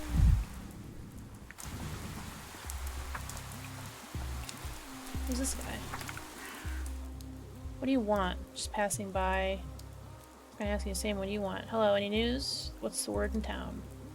We've been living in a rock. No one says anything. Everyone hides in corners like mice. Doesn't look like anyone's hiding. I used to go to Stamatten's pub. He was a decent guy. Would pour on credit. But now he's dead, and the place is shut down. Pub seems to have been the main cultural hub around here. Everyone's orphaned without it. Used to be, yeah. Now without Stamatten, there's no more drinks on the house. It's all for money. And who needs that kind of culture? Alright. What a bad customer. What a dookie customer that guy was. Okay, what are you... Why am I here? Is there a reason for me to be here? Talk. Hey, lanky guy, was it your stuff our guys pilfered the other day? I prefer not to be reminded of that incident. Why don't you go while the going's good? Yes, if by stuff you mean laboratory incredibly valuable to a laboratory of incredible value to humanity, and our guys refers to the capital powers that be. Alright, dude. Gee, don't get all jittery. It was just a test to see if you were a good one or a bad one. A bad one would have run to the grown-ups to complain. You were all right, though. Didn't lose your cool. Traded it all back in a whiz. That's the kind of thing we respect. I don't respect these, though, even pint-sized ones. So I'll make it brief. We've convened the Children's Council and decided to accept you into our, what's the word, commodity exchange. But you can't play our games. And we're not showing you the invisible cat either, but trading this and that and whatnot anytime. So what do you do besides stolen merchant? What do you sell besides stolen mechanical devices, dirt cakes, and twigs? Yeah, I would think so, probably. The Children's Council can change its mind, you know. Where are you going to get a hangover pill then? Or stinky feet cream? Or bits of colored glass? Our range of commodities is dizzying. Occasionally, someone even brings a schmouter to trade. If they're dumb enough. Thanks, I'll keep that in mind. So anyway, we hang out near tall places. Once you see from afar, like the place right here, it's a giraffe. If a giraffe was wandering around here, we'd be hiding under it. But our winters are too cold for a giraffe. And another thing, we don't need your little clinking things. Save them for beggars. They're worthless now. Bring us good, sound commodities, beetles and butterflies, and nuts too. So tree leaves don't fetch a good price for the kids' market anymore. What does she got? What does she got for me? Ooh, recipes. So I have 7. Dang. I have tobacco. Coffee. I have a feeling I'm gonna need that. Morphine crystals. I don't think I'm gonna need nuts, but I'm gonna wait. I don't know what I need yet. I don't know what's gonna be important. So all the way up here.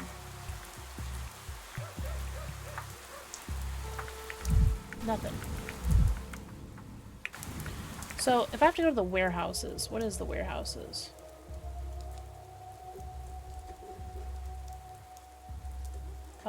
Here? Person who knows something. Okay, so then I need to head. Okay, I need to head west. Can I just like actually? Can I just go? No, I gotta go. I gotta go to the door. Okay. Why did I say west? I gotta head south. West. Get me. I can't run anymore? Okay. So I need to head pretty much just this way.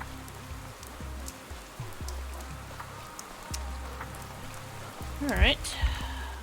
Did you happen to know if there will be a funeral? Did somebody close to you pass away? They say Grief was killed. Terrible. He was the last decent person in this damn place. You mean Bad Grief is in Gregory Fillin? He provided food and families in our area. He had bread to children. Now he's gone. Oh, Grief died. Okay. So, I don't know how this game is going to be, because I played the second one and it didn't play like this, but I assume what's going to happen is I'm going to go back in time and then I can start making decisions from the beginning. And this is just kind of introducing me to, like, the consequences of things. Who is this guy? I've heard there's some humanitarian aid being distributed around here. Have you heard of anything about it? Be careful, it's not safe to be walking around here. This is a disaster. Grief was the last decent person in this cursed place. What does Grief have to do with this? He provided food for families district. Okay, you already said that. We already said that. So, there's none of the worms are in this district. Patrolman. The doctor from the capital, right? Do we know each other? Must be strange for you here. What kind of town is this with no schools or hospitals? It's always baffled me. But now that there's an epidemic and we have no hospital, how are you going to treat people without a hospital? Hospital open soon, don't worry. You can't fight the plague without one. Okay, where am I? Alright, is this the exit? Wait. No, that's the exit for that direction. I need to go this way, I think. Vibrant.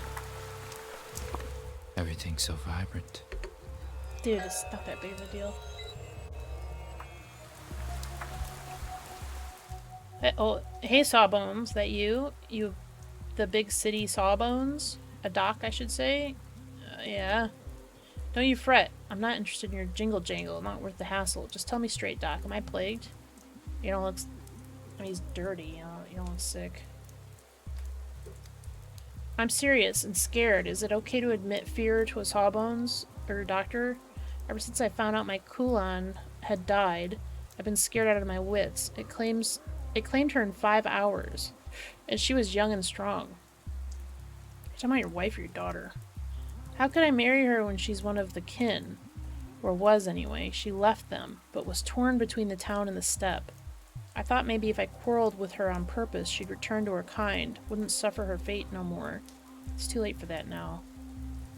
Yes, I've already heard the notion that steppe people are immune to the plague, so I suspect those are just tall tales. Poor thing, such a shame. I don't want to die, though. Give it to me straight, Doctor. Will I follow Kulan soon? Should I prepare bread and milk, or can is pass me by? Oh my god. I got a phone call. Hold on, I'll be back.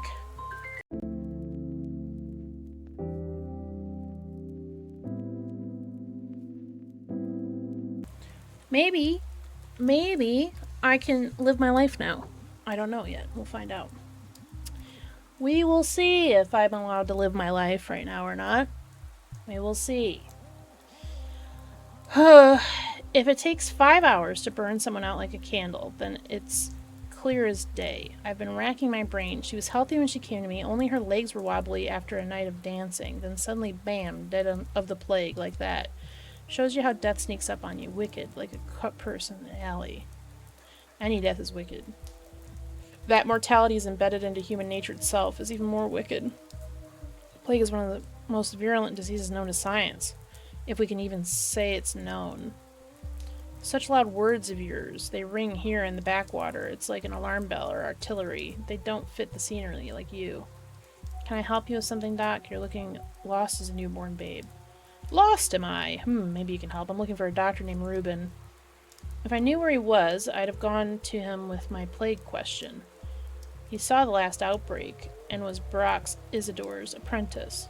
But he's gone, vanished as if the earth swallowed him. You think he's right here in the warehouses? I'll be damned. That's what I was told. Tough luck. I'd love to repay you, but I can't. Don't know where Reuben went. You know, ask the little ones, the kids, if you run into some. They've scoured every corner of this place. They don't miss a thing. If Reuben's here, they'd have seen him. I'm less than eager to deal with the local children again, but looks like I'll have to. Well, I'm getting a little too apathetic. I need to figure that one out. I'm gonna go kick some stuff. Misophonia, Dankovsky. I don't know how breaking mirrors helps, but...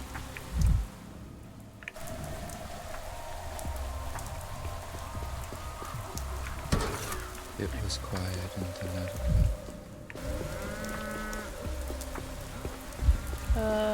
Hello, child. Halt! Who goes there? Turn your head up. Look at us. What's the password? Hickety-feckety sat in a pipe. Hickety-feckety smelled a bit ripe. All the king's crickets and all the king's geese couldn't rid Hecate of the smell of damp cheese. Now say the password, old-timer. This version I hadn't heard before. Is password geese? Wrong, it's crickets. There's one of this pipe right now. There's one on this pipe right now. Can't you see it? Hear him chirping? No, I can't. Sounds alright, Gramps. All you old relics are going deaf. I've seen old-timers put a big metal horn to their ear. Maybe you should try that instead of embarrassing yourself. I hear you just fine, boy. I'm only 28. I'm supposed to be seen. I suppose that does seem like a lot to a child. How are you even walking around? Even more so with that bald spot on top of your head. I'm looking for a man, a doctor named Stanislav Rubin. Seen him around. I don't have a doctor named Rubin, only a boiler man who needs no name to do his boiler work. Although, if you think about it, he's kind of like a doctor. He fixed the furnace. Cured it, I guess. Where do I find the boiler man? Are you stupid? At the boiler's house. Is that what you call the heating plant? It's a house with a boiler in it, isn't it? Not some hot plant whose sap runs through the heating pipes. I say folks these days believe the wildest things. But you won't find anyone there. This pipe I'm sitting on is barely warm. That means something's off at the boiler house. Maybe the boiler man's lost his marbles. While he was there stoking the fires, the pipe was hot as hell, but now it's cooling down.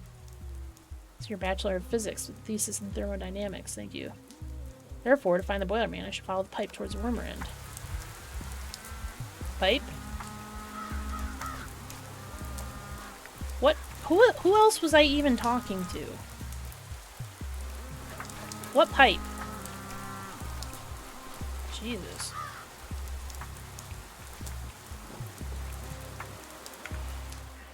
Bad grief. The petty lord himself, bad grief, an anarchist at heart, valuing freedom above all else, but only his own. Because of his friendship with the old Miskies and the Buraks, he saw himself above the law. At least he had some small aesthetic sense, even if it was at street level. Pinned him to the wall like a butterfly and left him to die. Even stabbed him with a knife for good measure. But he didn't die from those wounds. Do you know what he died from? Thirst. Do you have any water? What are you doing here, actor? I'm no actor. I neither feel nor act. Call me a shadow, a remainder of a person. A trace, an echo, a glove left behind from someone's house. A useless thing, really. Who needs a lone glove? But it is proof that someone once was here to lose it. What kind of absurd theatrics is this some kind of grotesque performance? All the world's a stage, and all the men and women merely props for a bloody denouement? Why not? Say, assume you really are speaking to a shadow, a remnant of a dead person. Black tights and a white mask, really. You're a scientist, a researcher of death, so gaze into the face of a dead man. Perhaps you'll then understand why only a mask remains. Sounds like a metaphor. I'm interested in natural sciences. But you've come to a town ruled by sciences that are pretty unnatural or have stayed far from nature. That's true. He does have a point. If you don't want to delve deeper, fine. Just know if one like myself is here, then the person you were looking for isn't. Today that person is already dead. I can see the body of myself, if it's the body of a man I'm looking for. They pinned grief to a wall like a butterfly and left him to die, but it was thirst that killed him. Do you have any water? How would a dead man... Simon's murderer. When did he say that? Did I miss that? Was I just like reading without thinking? When you take out the pitchforks, you'll always find something to nail them with. Did he recognize them? You're asking that as a detective? I'm afraid it's not that kind of story. Grief was killed by a mob, not a person with a name. He often thought about death, imagining what his last words would be, and when death finally came, you know what he said? What? Ow! He said ow.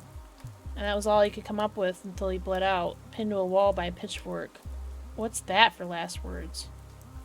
Well, I had a patient drop his quill, lean to grab it, cough, and die. His last words were blasted. Another said, wish I had champagne, and turned toward the wall and was gone. He said ow and thought to himself, what a disgrace. That's life for you. He mused on death, prepare for it, and when the time comes... I can spread rumors about his incredible wit and death story myself, but to do that I need to know when he died. Good question, precisely formulated. Look around, maybe something will give you a clue. I'll give it a try. Poor grief. Simon's murderer.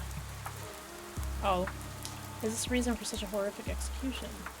Keep tools behind. Blood is coagulated. This happened yesterday. Blood trail leads deeper into the warehouses. Blood trail?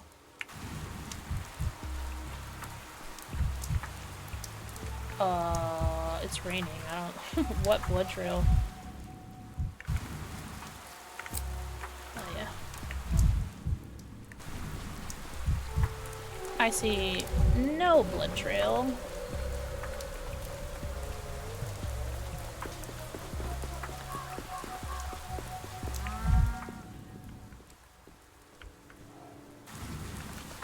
What pipe? Like a kid, he said a kid was sitting on a pipe, but I don't... I'd rather not hear this. Oh. What, the crow? Where's the other kid I was talking to? I don't understand this.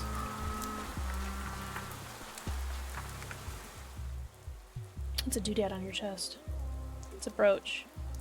Looks like more like a do mom to me. It's the worst pun I've ever heard in my life. Says who? Wearing a lady's pin. It's a brooch. A man's brooch. Oh, did we broach a sensitive topic? Aren't you bored yet? Bored, chalkboard, cardboard, let me think. No, I'm not bored. Just a little pigleted. What? You don't think it's funny? Buzz off then. Enough. I'm looking for Boiler Man. Your friend's over there. On the pipe. Told me he was in the heat plant. Then you're walking the wrong way, dummy. Follow the pipe the other way to get to the boiler house. Around here, the pipes are ice cold. Thank you. What? Who is sitting on what pipe?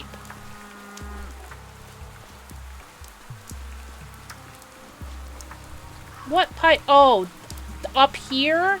He was up there? Oh my god. Okay, so it's over there. I don't even think I can get over there. The door's closed. Can't jump, so I gotta go this way.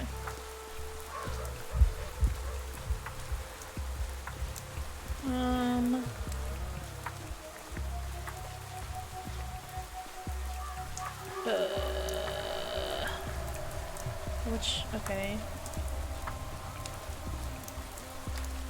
I assume this is it.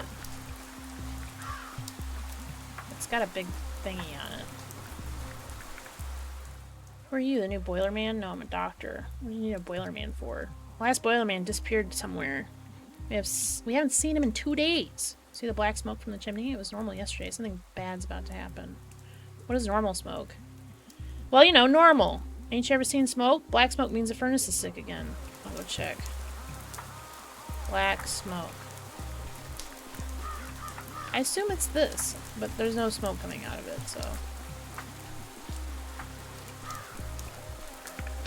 Well, we'll see.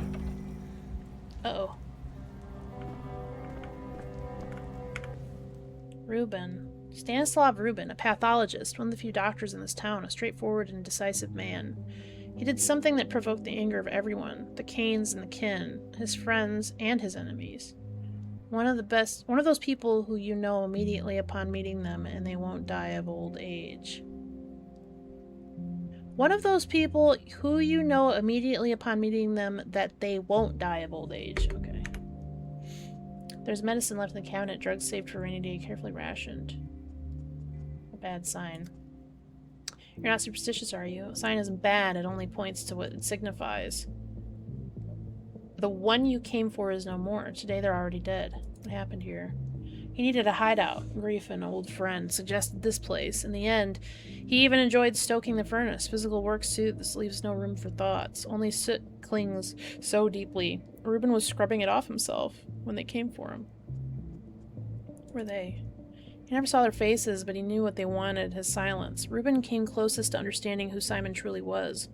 After all, he was the one who pronounced him dead. He was afraid that revelation would not be forgiven. What revelation?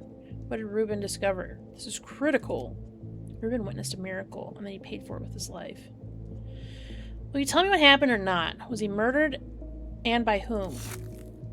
3 days have passed since Simon's death. Reuben hid here in the boiler room, but they found him, silenced him. It seems someone is intentionally cutting off my attempts to learn about Simon.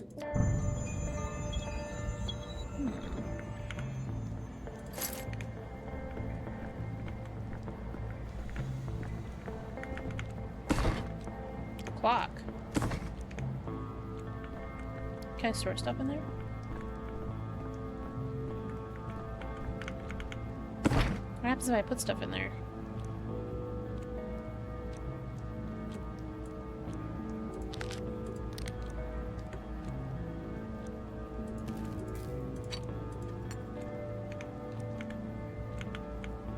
Seems weird because the other ones you don't have to hold it to do it.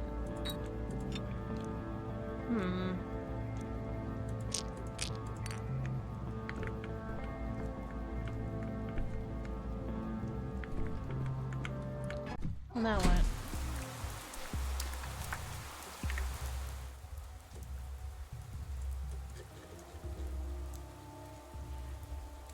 Badgrief's death, Reuben's death. Somewhere. It doesn't tell me where.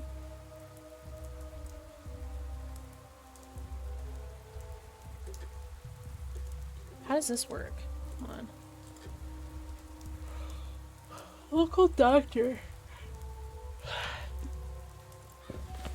Okay. Simon's trail is run cold. Perhaps his family knows something. So I have 2 things I can investigate. Now that I've thrown Simon afraid, I must... Okay, let's do this one first, I think. So if I want to go that way...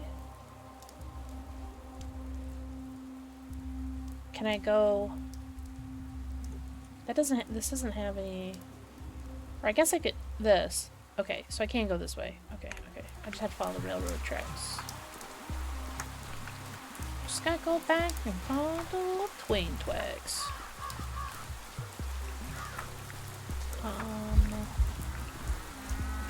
My apathy is kind of getting high. Let's see, is this right? Yeah. So I have no idea. I played the second game, but I don't know how. This one kind of is more structured like hostile town, but I'll have to pass through dangerous ones carefully. This is calm, this is infected.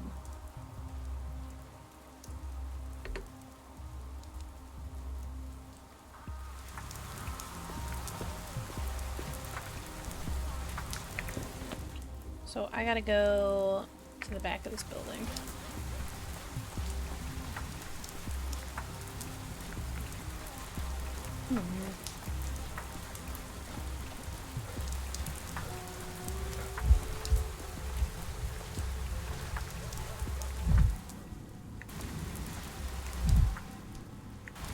How do I make my health go up? Oh, I'm getting like way more empathetic. Can I kick something? Oh yeah. The town dribbles. The town dribbles. Alright, dude.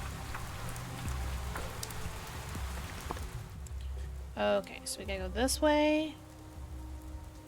Does this lead to into here though? Or is the only... Hold on, I guess we'll see. Oh yeah, okay. Cool. Does a little diagonal action. What the hell is that?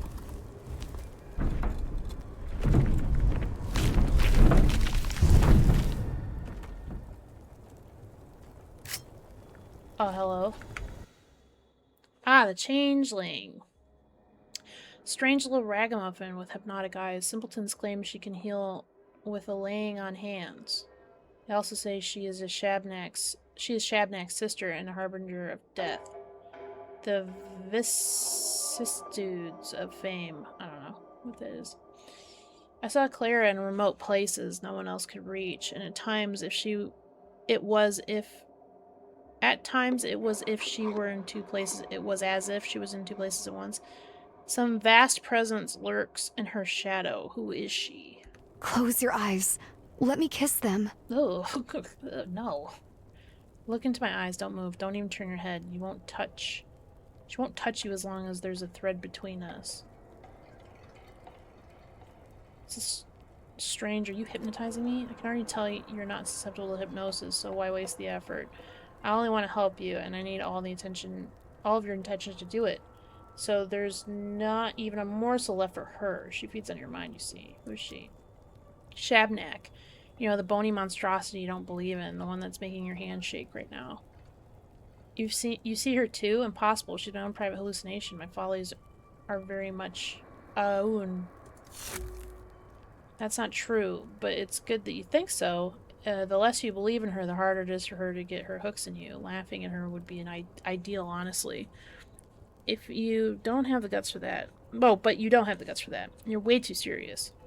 Too serious? Alright. Here's a serious question, then. What do you think I'm seeing? Shabnak is the plague's body. The earth spits her out every few years, so she might walk through the town and cleanse it of corruption, of wicked thoughts of weak people. Everyone believes something different on that front. Why you, with your head of solid oak wood, can see her is a very interesting question. Most people like you are completely blind. What ripped that hole in you, I wonder?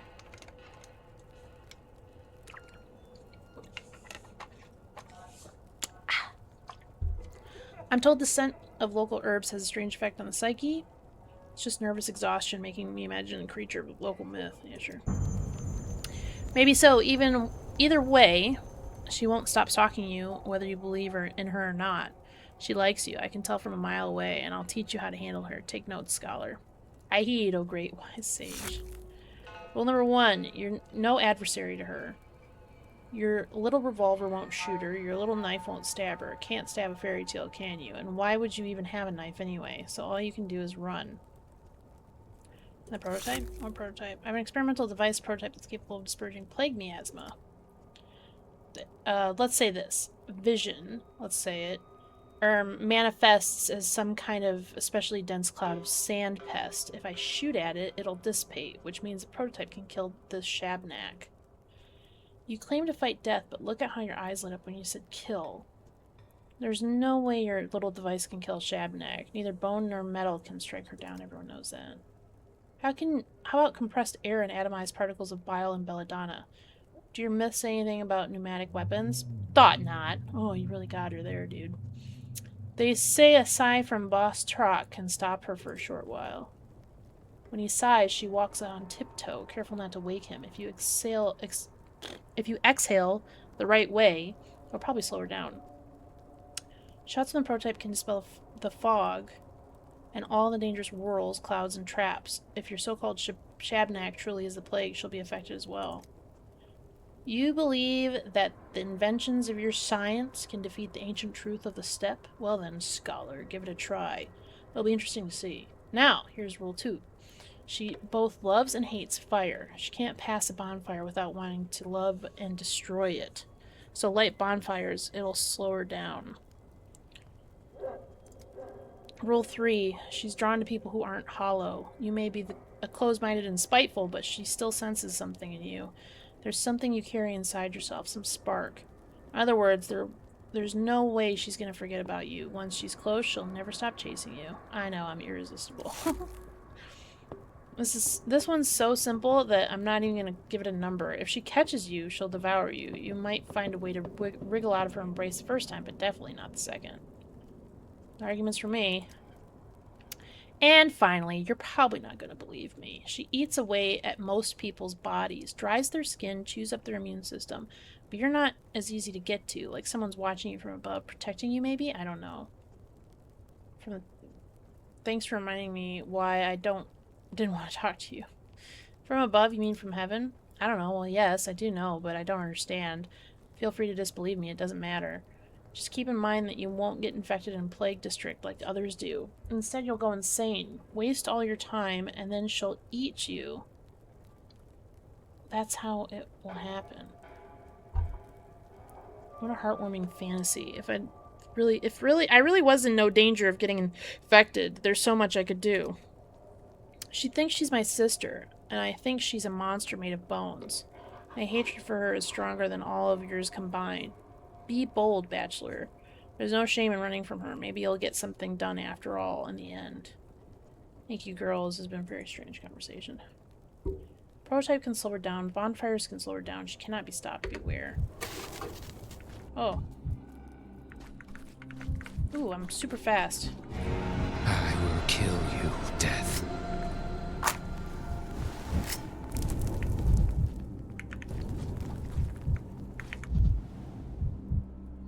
It's gonna chill me out. Alright.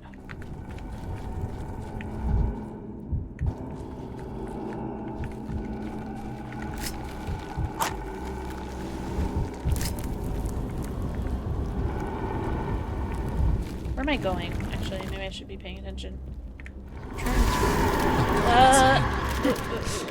My bad. Oh, really? I'm going insane.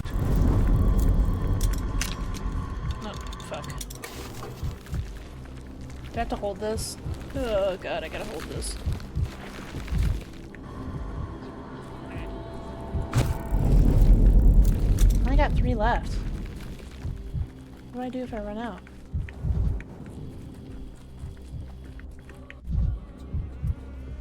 Okay.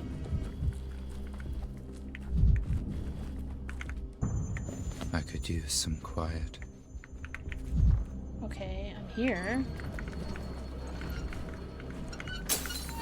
In every shard, a new me. Okay. Where are all these people? Maria Cana, daughter of Victor and Nina, eldest daughter of the Canes, Simon's niece. Her mother was a mistress, a woman said to wield mystical powers. Maria believed she was meant to walk the same path. She was followed everywhere by her signs, young people who claimed to have aligned their fates with the constellations and mastered destiny itself. Her every gesture burned with untamed fire. If only I could live a year longer. A whole, endless year. I can't hear you. Speak my language. Don't pretend you don't know it. I'll speak Latin at her, I guess. Who dares open his mouth while the mistress is working? Daniel Dunkoski, Bachelor of Medicine, at your service. And Daniel. No need to mock me. I haven't somehow forgotten you after 5 days. One does not forget the likes of you. I was just focused on the dialogue. The unexpectedness of your voice caught me off guard, that's all. And Daniel? It's honorific. A sign of respect. Don't test my patience. Alright, I've interrupted you. You were in the middle of a conversation with whom? I want to talk to Isidore Burak. Give me your hand, and Daniel. Do it. Look me in the eye. No, you're not mocking me. You really don't know. Let me guess. Isidore is dead, just like everyone else I needed in this town. Yeah, Isidore's dead. Big shock. Big shock. How did this happen? It's an ugly story, and I'm not some commoner girl to engage in gossip.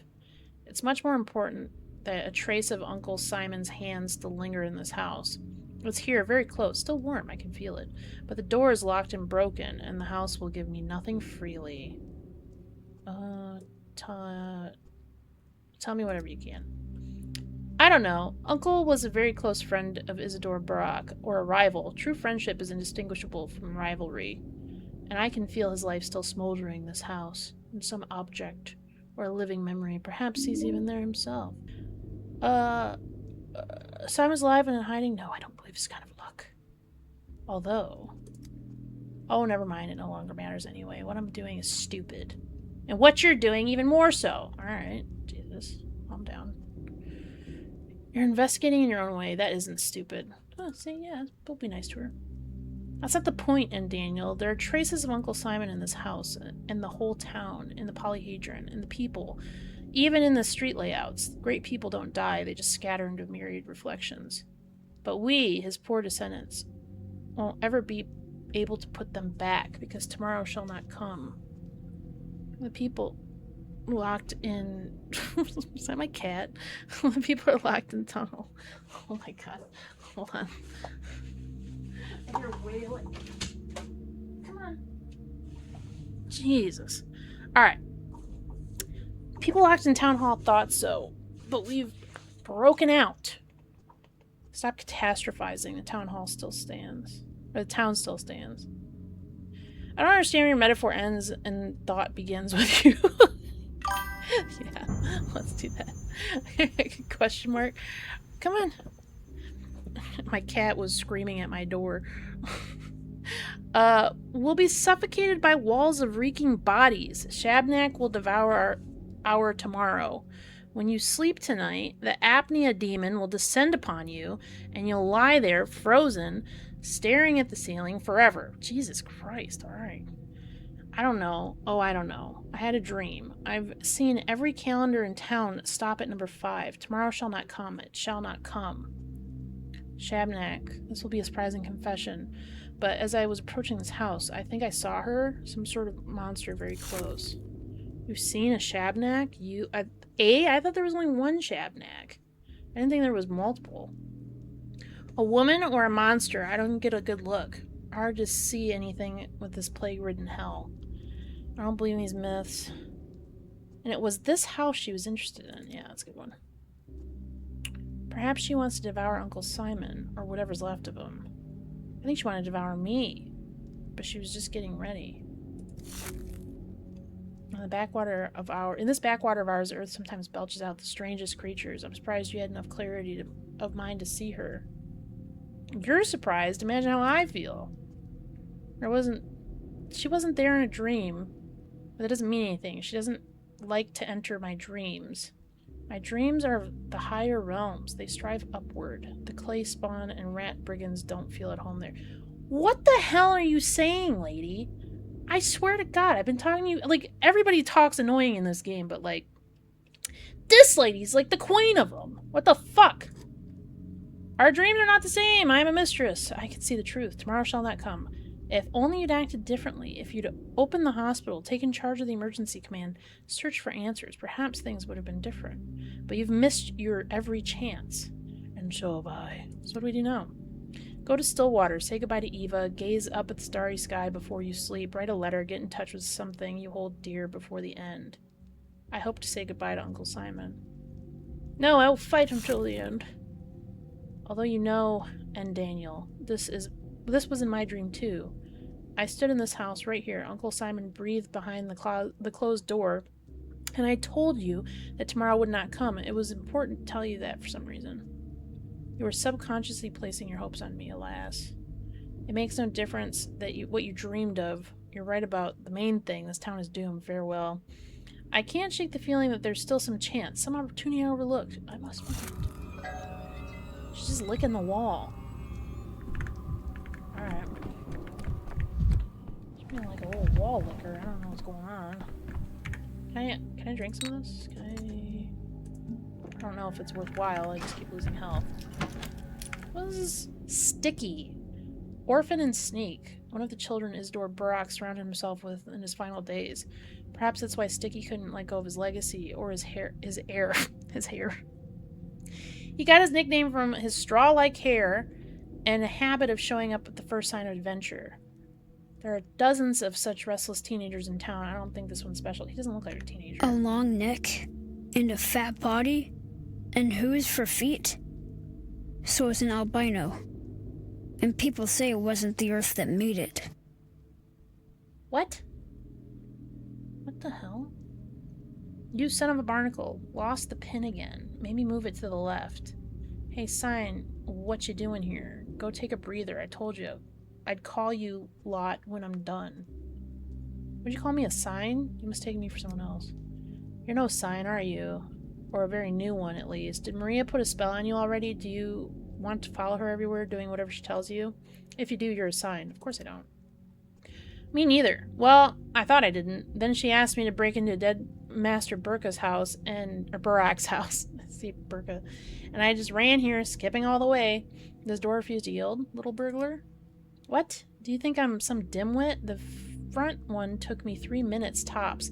The main study, though, that won't budge. It's as if they broke the lock specially so no one can open it, and blocked the door from the inside to boot. Ugh. Come on now. To the left. This again. Now I've broken my favorite pick, too. Aren't you committing a crime right now? Is there something important inside the study? Of course there is. The clues. It was a murderer who closed it, I tell you, so no one can investigate anything, so Master Barak stays unavenged. I think you're imagining things, like kids always do. Why do you think Isidore was murdered? He was quite an elderly man, I believe. Or, it can't be a coincidence, all this. If nothing else, Isidore was a doctor, and he dies right before the plague comes, and his study is locked? Yeah, that sounds right. You know how it was? The house was open all the way until the funeral. Then the killer knew he had to lock it, because they all understood it at the funeral. Not everyone grows 4 new arms after death, you know. That beast's claw, too. Only happens if you fought for your life, tooth and nail. Jesus, what the hell happened to this guy? Now you're just making things up for sure. How am I supposed to prove it to you? Master Barak's been in the ground 3 days. It's all over now. The killer, he was skulking here that very day. Seen him with my own 2 eyes, I did. Because I wasn't at the funeral like everyone else. Still couldn't track down where he ran off to. You've seen the murderer? Who was it? Did you recognize him? I'm not telling you. You don't care one bit about Master Barak. All these days, you were cool as a cucumber that he's dead. And that he's murdered. For you, Master Barak was just some old man who wrote you a letter to the capital about magical, mystical Simon. And he was the best of them all. Great, child's tantrum is just what I need right now. If you want to see the person responsible for Isidore's death punished, you need to tell everything you know to an adult like me, for example.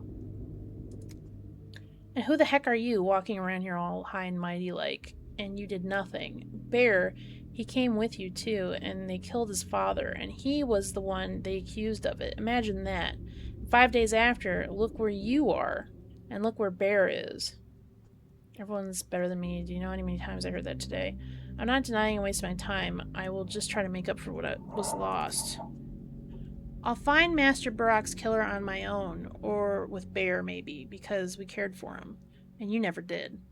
You care about Simon Kane, don't you? Have you ever thought he might be right behind the stubborn door?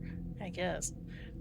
Maria did tell me she felt some kind of trace of Simon in the house, a presence. Master Barak, they buried him at least, Simon. They didn't... Oh, they buried him at least. Simon, they didn't. Someone stole him. You didn't know that, huh? No one did. The Kanes thought they'd be able to keep it secret. Not from me, though. What if Simon's body's right here? They'll find it then. Not you. If I can finally defeat this door, that is. Simon's body's disappeared, so I'm the only one taking interest in his death, then. I'm not the only one taking interest in his death. Okay, what's going on? What are all these connections? Was there even a girl? Okay, this is the demon. Okay, this is Shabnock. Isidore's killer was seen the 2nd day, but the trail has since gone cold. I couldn't catch him. Okay, this is day 2 stuff. Oh, I see. Okay, what does all this say? Maria Cana, Simon's niece, brought her entourage to Isidore's house. They appeared to be enacting some kind of ancient ritual. That was on day 5. Memory. An echo of Simon is hidden in Isidore Barak's study. Malicious serenity. Alas, that day I found no time to visit my colleague. Or did I come too late and run into a locked door? On day 2, someone barricaded Isidore's study. If only I'd come there in the morning. Witness. Young Sticky allegedly saw Isidore's killer returning to his victim's house. If only I could track him. Even if I believe these tales, why do I need Isidore's killer? Let the authorities deal with him. I need Isidore alive. Isidore's killer was seen the 2nd day, but the trail is long since cold. I can't catch him. The store study is closed on the second day. The lock jammed. I cannot investigate it. Okay. So I have to be there on the first day? Oh, you're giving up on the... Okay. He's giving up on the door. Okay. Okay. Wait. So then, if I'm on day... Today... If I am on day today... Let's see.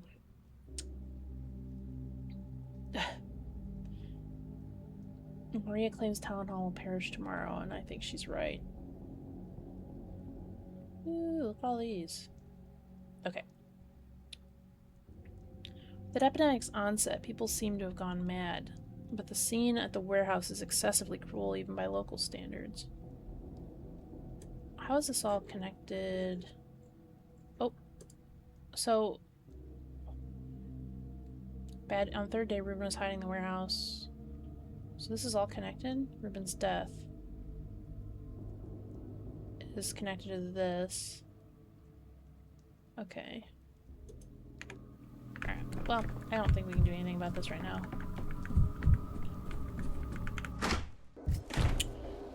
Okay, I'm running out of, whatchamacalls. How do I, refill this? Maybe I can only do it after... Oh, I gotta go all the way across. Oh, man. So we gotta go this way. I'm running out of matches, though.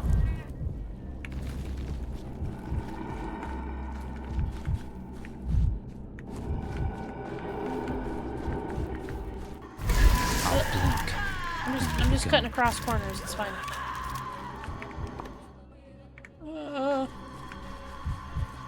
I just want to go across the bridge.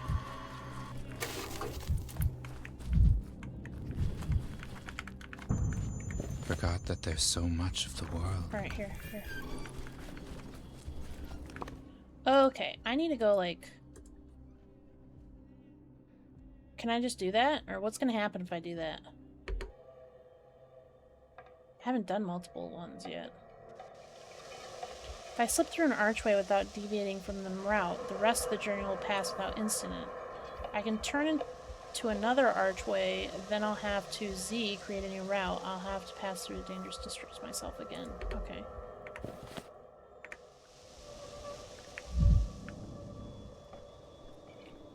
Okay. So I think it's... Right? Yeah.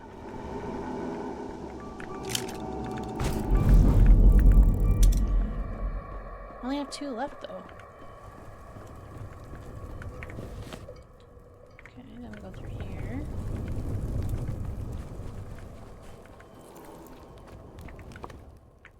Make a right. Wait.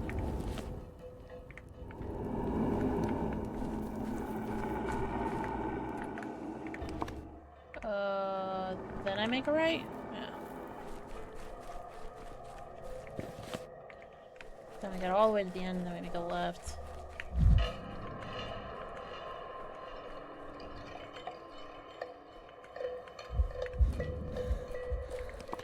Okay, then we go through here.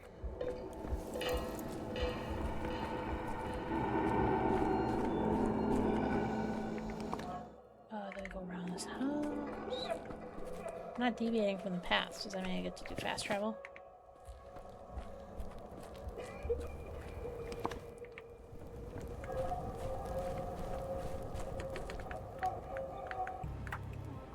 Yay! Hell yeah. Alright. That's pretty cool. I like that mechanic. I like that mechanic. This is the church or whatever. I don't know what this is. Well, it's locked. So I got Simon's younger brother, Victor Kane, lives here. And then Georgie Kane, Simon's twin, works here. He's the judge. Alright.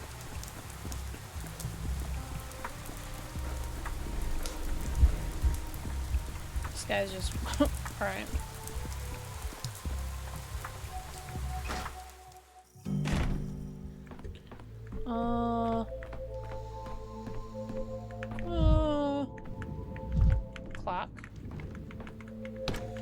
It's locked.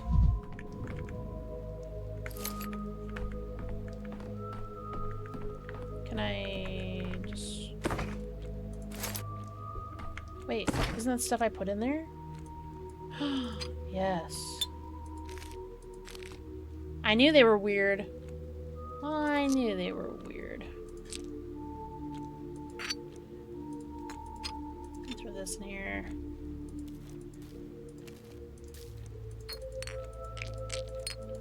Alright. Keep the nuts, because then I can trade with them. But nobody's here. So what am I supposed to do? What do I do?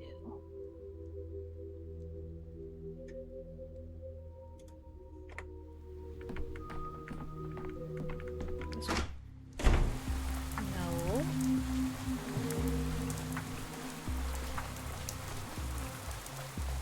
What do these mirrors do?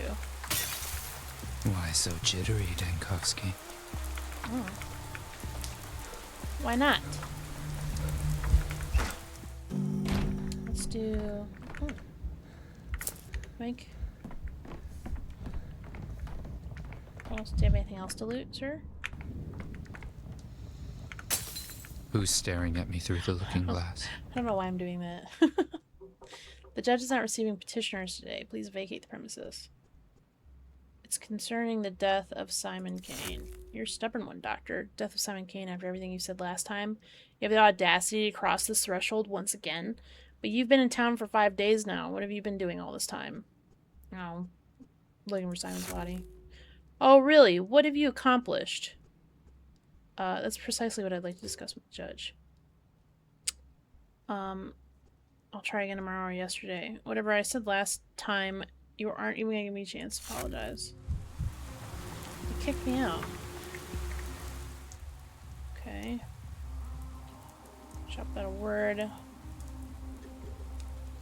Well, now what? Where's the other guy? Simon's brother lives here, but he's not there right now. Maybe it's around the back.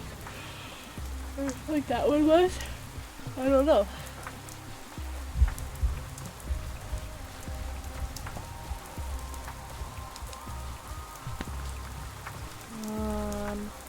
Is there a back side entrance? I came out of that one. No, there's like no other entrances. So what do I do? Nope. Well, now what? I did all the quest lines. What am I missing?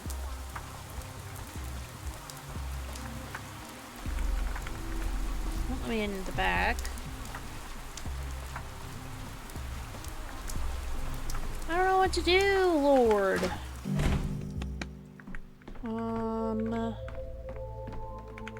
Oh.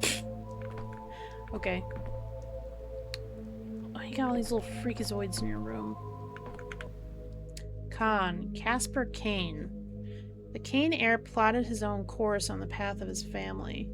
His followers were called Dogheads. They wore beast-faced masks and lived in the polyhedron. This way, they claimed to renounce their animal nature and approach the world of pure fantasy. They obeyed Khan blindly, hence his nickname. But Khan himself still retained the ability to doubt. What should a man do once his guts have turned to rags? Rags? I don't know. I have no idea. With all due respect, you just keep visiting at the wrong times. This was Victor Kane's study. It is. What, you don't think it looks right? No, it does. Only the owner's missing. Where is he? Ever since Mother died, he only ever goes to the Cape to visit her. What do you want? So you're Nina and Victor's son? All these times we've spoken and you still don't remember. I've known some scatterbrains, but you. But perhaps it's better like this. Uncle used to say the words of a cane all have a trapdoor underneath, and usually more than one. Looks like you don't have any very high opinion of your own family. Oh, the contrary. My opinion's very high, higher than the polyhedron.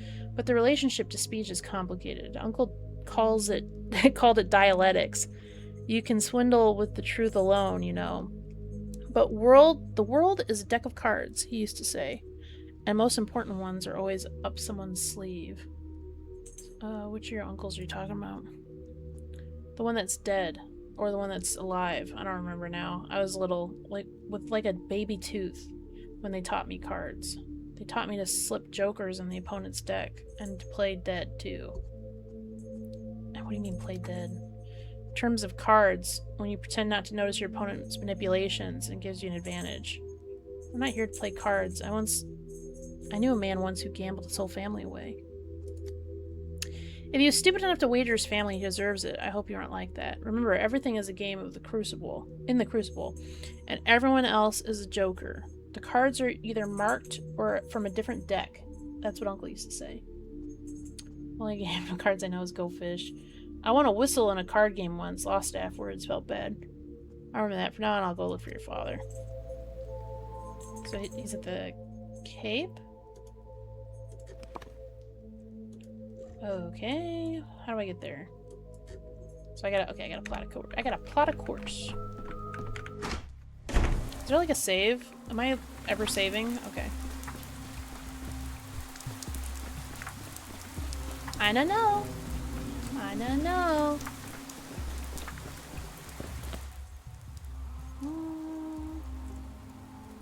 Yeah.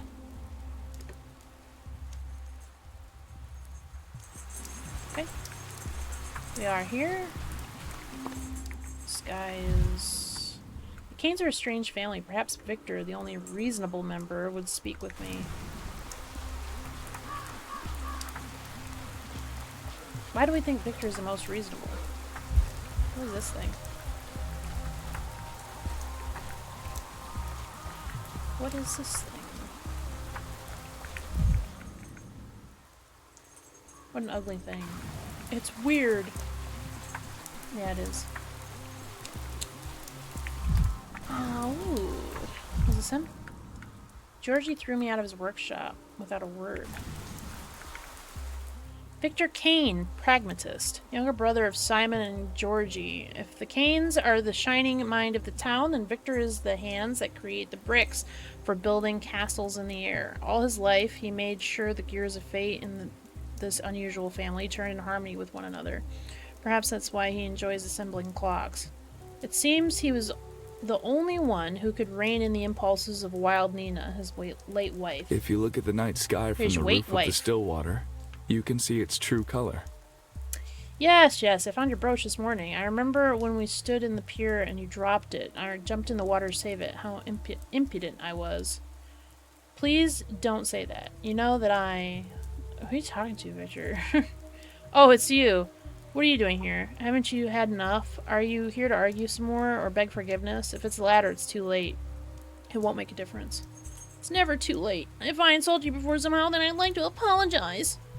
You know why I came to this town. That's what I'm here to speak to you about. Yeah, don't apologize. Don't apologize, this guy. I do. The question is, do you yourself know why you came to this town? Your son did warn me that the Canes like to talk in riddles.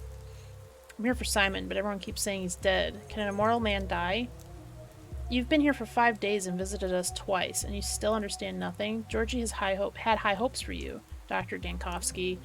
He expected you to amaze him, and you turned out to be ordinary. You're just stagnating. Is it such an unforgivable sin to be ordinary? I wouldn't be stagnating if you were frank with me and didn't talk in riddles. Yeah, you tell him, dude. So you want us to do everything for you? You're a scientist, Dr. Dankovsky. Why this idleness of the mind? All I want is clarity instead of vague hints. You're Simon Kane's brother. Surely you know something about his phenomenon. Death is time. The time in your life slipping through your fingers. To defeat it, you must tame time, or break it. Nothing new can be made without first breaking the old. That's what Simon used to say. Very poetic, but there's one problem with poetry. It's worthless. Simon's dead in the end. He was unable to break time as well. How do you know? Have you seen the body? Your current way of thinking doesn't allow for proper discussion. Come back when you understand. When you've found a way to break time. I've heard you made all the clocks in town. Are you saying I should smash them? I don't know where all the clocks are. I can't save the town. I can't save Thanatica. I can't find Simon. There's only one way out. There's no point. I've lost myself. in the whole town. Okay. What? I'm just freaking out? Oh, I'm just freaking out? Okay. Apathy has reached its peak, and the will to live fades. The last hope is to hold on to a thought. My hand reaches a final bullet. I must act before it's too late. So says logic, so says epidemiology. So says the logic. You did nothing. You abandoned the town for Thanatica. All the threads are torn, there's no hope, everything. I don't have any. Well, I'm doing it. Welp.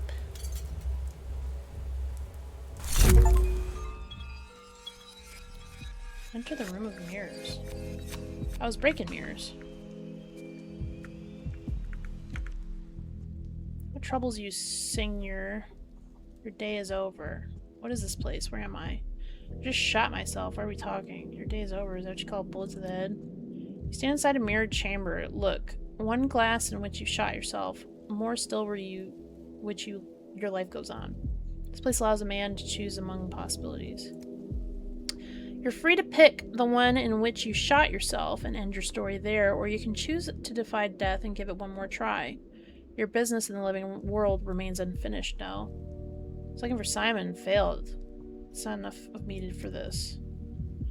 And let's say you did not shoot yourself. Too much left still to do, and not enough of you. Your goal will pull you back to life, a hook lodged in your cheek. If you depart too soon, who will be there to bear the burden? Where are you? Why can't I see beings like you? Does it matter? No, really, I'm just curious. What is it? What is it that men say? Curiosity killed the doctor? Now think, where do you find yourself? Are you a body lying bleeding on the ground, or are you still at the still water staring at a clock? What about the clock? Is it somehow special? Clock is as common as can be, but what you'll do with it is not. Just stand before it and watch the motions of its hands. How does that work? Does that mean I can rewrite the past now? Does it matter? I don't know, really. It feels like nothing really matters anymore. Stuck in limbo with everything running in circles, no way out. You're short on fighting spirit, then? Have care. It's scarcely been a day and you've already given up. Tell me, what is your reason to be here? I presume you know I wanted to meet Simon Kane, but it came too late. He's already dead. Cold. I didn't know shadows could get cold. What kind of childish game is this? You seek to understand what's happening to you, but cold is what you are for now. Again, where do you find yourself? What is this place? Somehow I feel as if I'm in several places at once, as if I'm giving a statement on the day's events at the Capitol while at the same time standing here, acting and recounting my actions at the same time. And now it seems I can leap across days. What should I make of that? You come out of the shadows by degrees, Senor. Indeed, it is as if you are at once both here and there. This thought of time as a mere line entraps your mind. In truth, you are as free as ever. At once, you're here in the capital, one foot yesterday, another on tomorrow. So that's how it is. I ask for clarity and I get smoke mirrors. Yep. No smoke, but many mirrors, sir. To free yourself, you have to break the glass. Is there no way to avoid vandalism? Why smash mirrors? Because a mirror multiplies. They breed realities. Right now, you need to cull the herd, reduce them all to one. The one in which you're still in still water staring at a clock. Ad absurdum.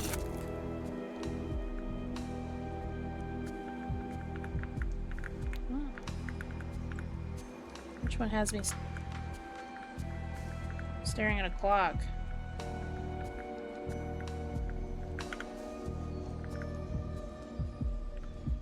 What?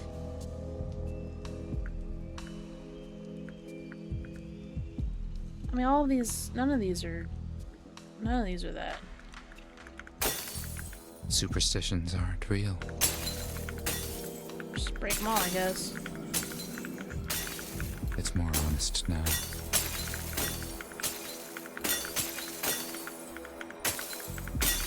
Stop staring at me. Push over. Is that all of them? It's all of them.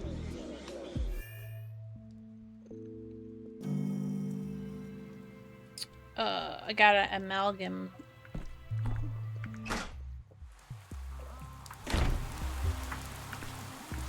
So, is all my items gone? No. So I get to keep my items? Wait, what day am I on?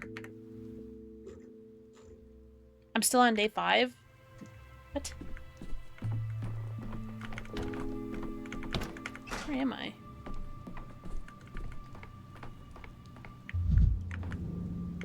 Mix the medicine.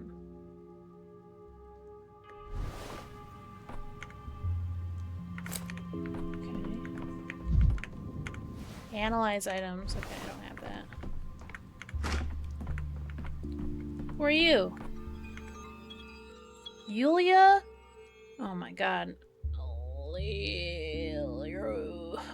Lurukeva. She came from the capital with the Oneratex, an organization that built the western part of this town. Many of town's oddities can be attributed to them. Yulia immediately struck me as an intelligent, rational, and unhappy person. If you tarry, you will die unshriven. Got a cigarette? Smoking is bad for you. But sometimes it's necessary. Did something happen to you during our last meeting? You were so grim. You may not know this, but I'm a doctor. Doctor has no time for cheer in the middle of an epidemic. Oh my god. What last meeting? So you don't remember me? Well, I should have expected that. You're probably beset with new demands every minute. I think I'm starting to remember something. I'm Yulia. 2 days ago, you came to my house, the Trammel, and promised to put a good word in for me with the Canes, to make sure they don't exile me from the town. I'm afraid I haven't had the chance to speak with the Canes yet, but I certainly will get around to it. Doesn't sound like me, actually. Usually I don't make promises I can't keep. That sounds about right. I see you're not in the mood, but I thought we had an agreement. I gave you a lead, and you gave me your word. Lead, you say? Interesting. As awkward as it sounds, it's nice to meet you again. Could you remind me what else we discussed during our last meeting? We talked about the Oneretics. You were curious to meet one of them, and you found me. The Oneretics, isn't that the Association of Architects and Engineers? We're the ones the Canes all once invited to design the town of their dreams.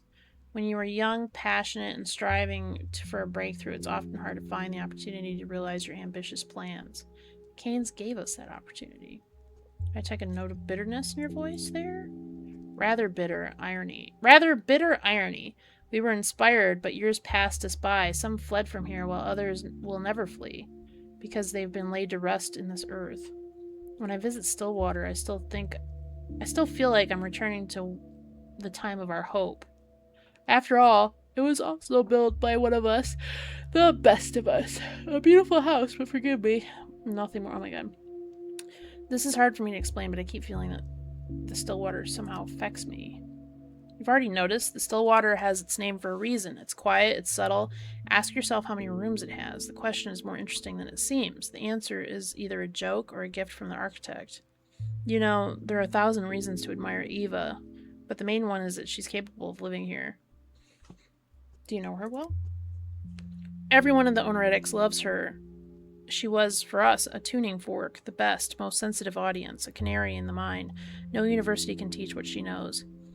Even if the town dies, with it, and with it all our works. I'm happy that Eva saw them. I must take my leave. Thank you for the conversation. I'll be happy if Eva sees my victory over the plague after all, rather than defeat. How many rooms are there? Oh, alrighty. I need to find a mechanical clock. To restart time sounds easy, as easy as anything else I've done in this town. So that's what, one room? I don't know how many rooms. 1, 2, maybe 3. How am I supposed to count the rooms if the doors are locked? It's upstairs. Oh, I didn't mean to do that. Oh, I'm lighting the house on fire.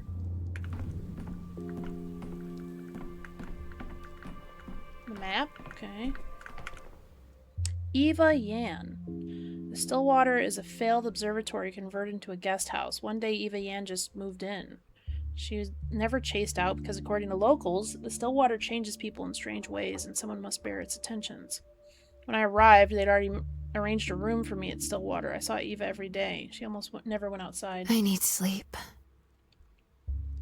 You're back! That's good. You'll sleep much more soundly in the Stillwater than in the prison cell. Simon had a good reason to arrange for you to stay here. This long case clock, how long's it been here? It's always been here. Simon used to joke that they've built the Stillwater around it. When Farcod started erecting the Stillwater, the clock was the first thing to be installed. Why are you asking? Something like that. Oh, just curious where it came from. So you say it was Simon who brought it here. I don't think he actually brought it by himself. It's quite heavy, but it was brought here at his request. In fact, you're the first one to ask me about it. Most people just don't notice it. Each time I see you touching it, it feels like you can see something I can't, as if you're being transported by it. Have you already seen me touching the clock before? You've been living here for 5 days. Of course I have. Every single day you stand in front of it and murmur something before you go to bed. If I don't know that you're such a skeptic at heart, I would have thought that you were performing a ritual. Just trying to figure out what kind of place Stillwater is. Just gaslight her. Keep gaslighting her. Those who live in Stillwater can get things muddled in their heads, but you shouldn't blame everything on the house. It's unusual, certainly, and built with specific intent, but in the end it's just a building. You're right. I'm dead tired. I need sleep. Sleep is Death's little brother. Who told you that? You. Sure sounds like me. Don't lie down while you're thinking so much about the clock. You won't fall asleep anyway. So if I put stuff in... Like, what happens if I put something in? Amalgam is required to recall the past. It is needed for both Bachelor's past and the player's past. Loading a save requires payment. Okay. It can be obtained by smashing mirrors and in a couple more ways. Oh, I already smashed a bunch of mirrors. Shit. Fuck. Okay, well why don't I just go back to day 1 then? Because I basically gotta go all the way back and try to see if I can get Isildur. Guilty. At it again, Doctor. I asked you not to bury me in trifles. Are you here to complain about the children's soldier microscope? Your arrival to town doesn't interest me. I only care about what matters. What could be more important than how it all began? Or do you take me for your memoirist, a close friend entrusted to your life from its very beginning? But on day 1, something else happened, something that matters. It concerns Simon. Simon Kane is a curious figure indeed, but for our purposes, he's entirely secondary. By the time you arrived, he was already dead, as I understand it. That's where you're mistaken, Inspector. You're misreading the past. Simon is central to my account. You still can't grasp my central point, esteemed Bachelor. You chased after some old man and turned your back on the fate of tens of thousands of people. That's where your guilt lies. Now that you're repeating the same mistake, we're investigating the plague. The plague, the town. Only they matter, not Simon. Who gave you the right to decide what matters and what doesn't? A special commission did. Is Simon connected to the plague? He's not. Is his death connected? It's not. Until you can establish a connection for me, I don't wish to hear about your white whale hunt, and I do wish to hear about the criminal negligence. I have not been negligent.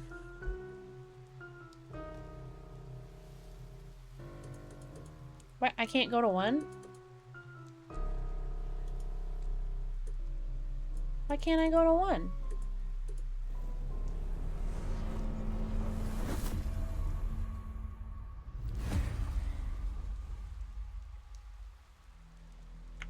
Other people's tragedies cannot possibly compare to the tragedy of Bachelor Dankovsky.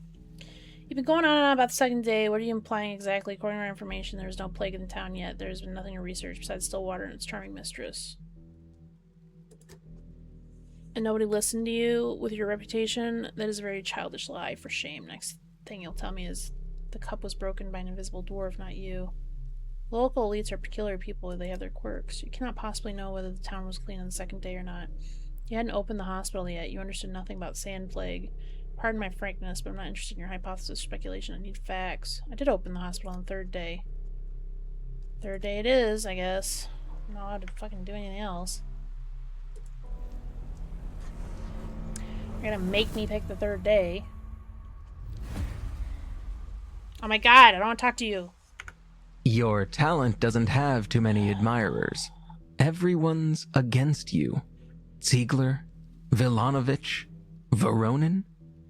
Shall I continue? You are, I beg your pardon, trying to deceive me time and time again. Sure enough, it isn't in my power to forbid you lying, a rare humanist. And one can also, shall we say, be mistaken with no ill intent. But as far as formal logic is concerned, you're constantly feeding me something that can only be described as a falsehood. I never lie. What do we have next? Day 3, the crucial one. The day the town elites were to appoint the health inspector general, the person to lead the fight against the epidemic. You were absent. That's a lie. I took full burden and responsibility. Do you admit this whole thing with Simon Kane was nothing but an excuse? They wanted to shut down your lab, and you just shirked your responsibilities, scuttling away to the back of Beyond and abandoning your brainchild for your junior colleagues to deal with. The captain was the first to desert the sinking ship. Simon Kane did exist, I'm sure of that. What does it matter if he existed or not? He was one man, and you had thousands dying around you. They would have been dying even faster were it not for me. According to my information, there was no hospital building in the town. Here, take a look. Who are your mysterious informants? People! Oh, great. They see everything. Well, I'm a person too. You should listen to me.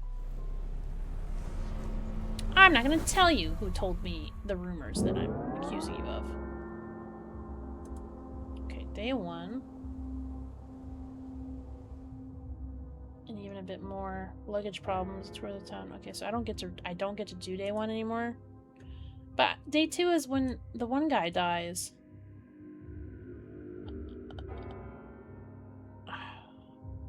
What happened here? I deeply offended the Canes in the past. Now they refuse to speak with me. Well, I'd like to go back.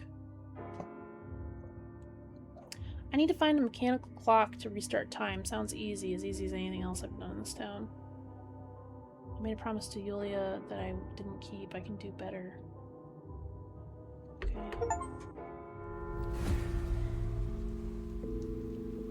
No mistakes. Oh, ooh. If I die with no amalgam, death will be final. It's crucial to always have some.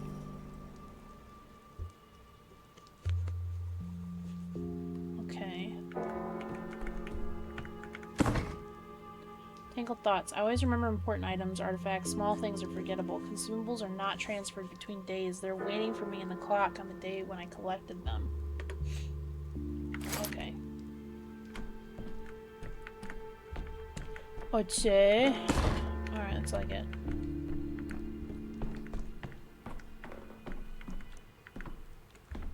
I collected nothing on day 2, apparently.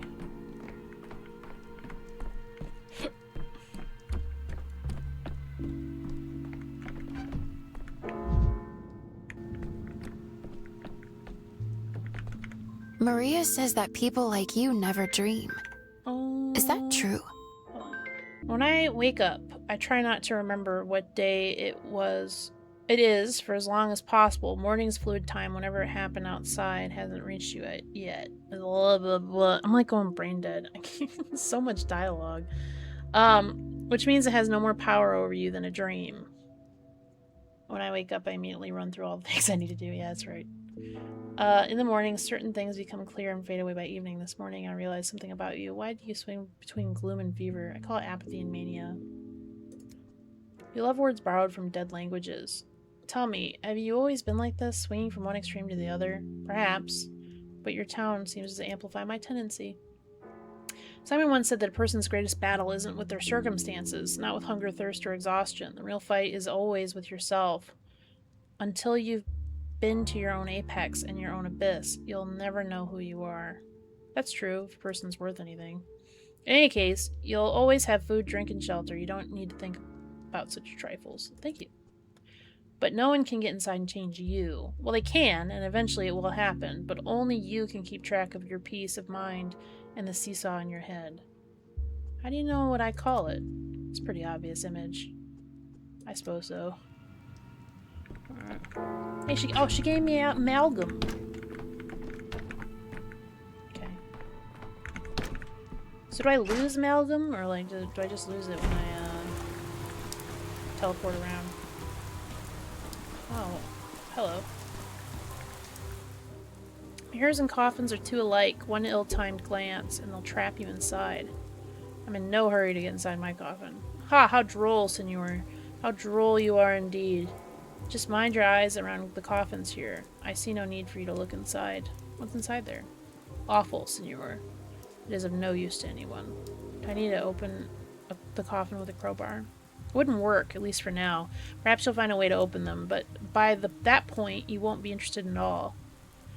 It strains belief, but still you must believe. The flow of time inside your town is not at all like what you know. It is fluid, it seeps, it leaks, and in it you must swim. No, so you have alternate physics here too! And if time flows, then you might bottle it, like blood or dew or tears. You keep it for a rainless day, and spend it when you must. What can I spend it on? If you had such a cache of liquid time, you could then move across the days to find yourself at the right time in the right place. Much like you just now, senor. And then I could correct my mistakes. Indeed, if you can handle it, senor. What need have you to put your mind in chains? You do believe that dead man can one day be brought to life anew. Say I believe you, what then? Amalgam is what we call liquid time. So long as you have some, you need not take a linear view of things. You may rewind the film or turn the story on its side. And if perchance you meet your death instead of life, amalgam will pour out of you, and you'll be granted a new chance to try. Wait, I can't die? Senor, you jest! And could I even say to this? We did already discuss or what could I... Oh my god. What could I even say to this? We did already discuss coffins. You must remember this. To die with no amalgam is final and true death. The same death that you struggle to defeat.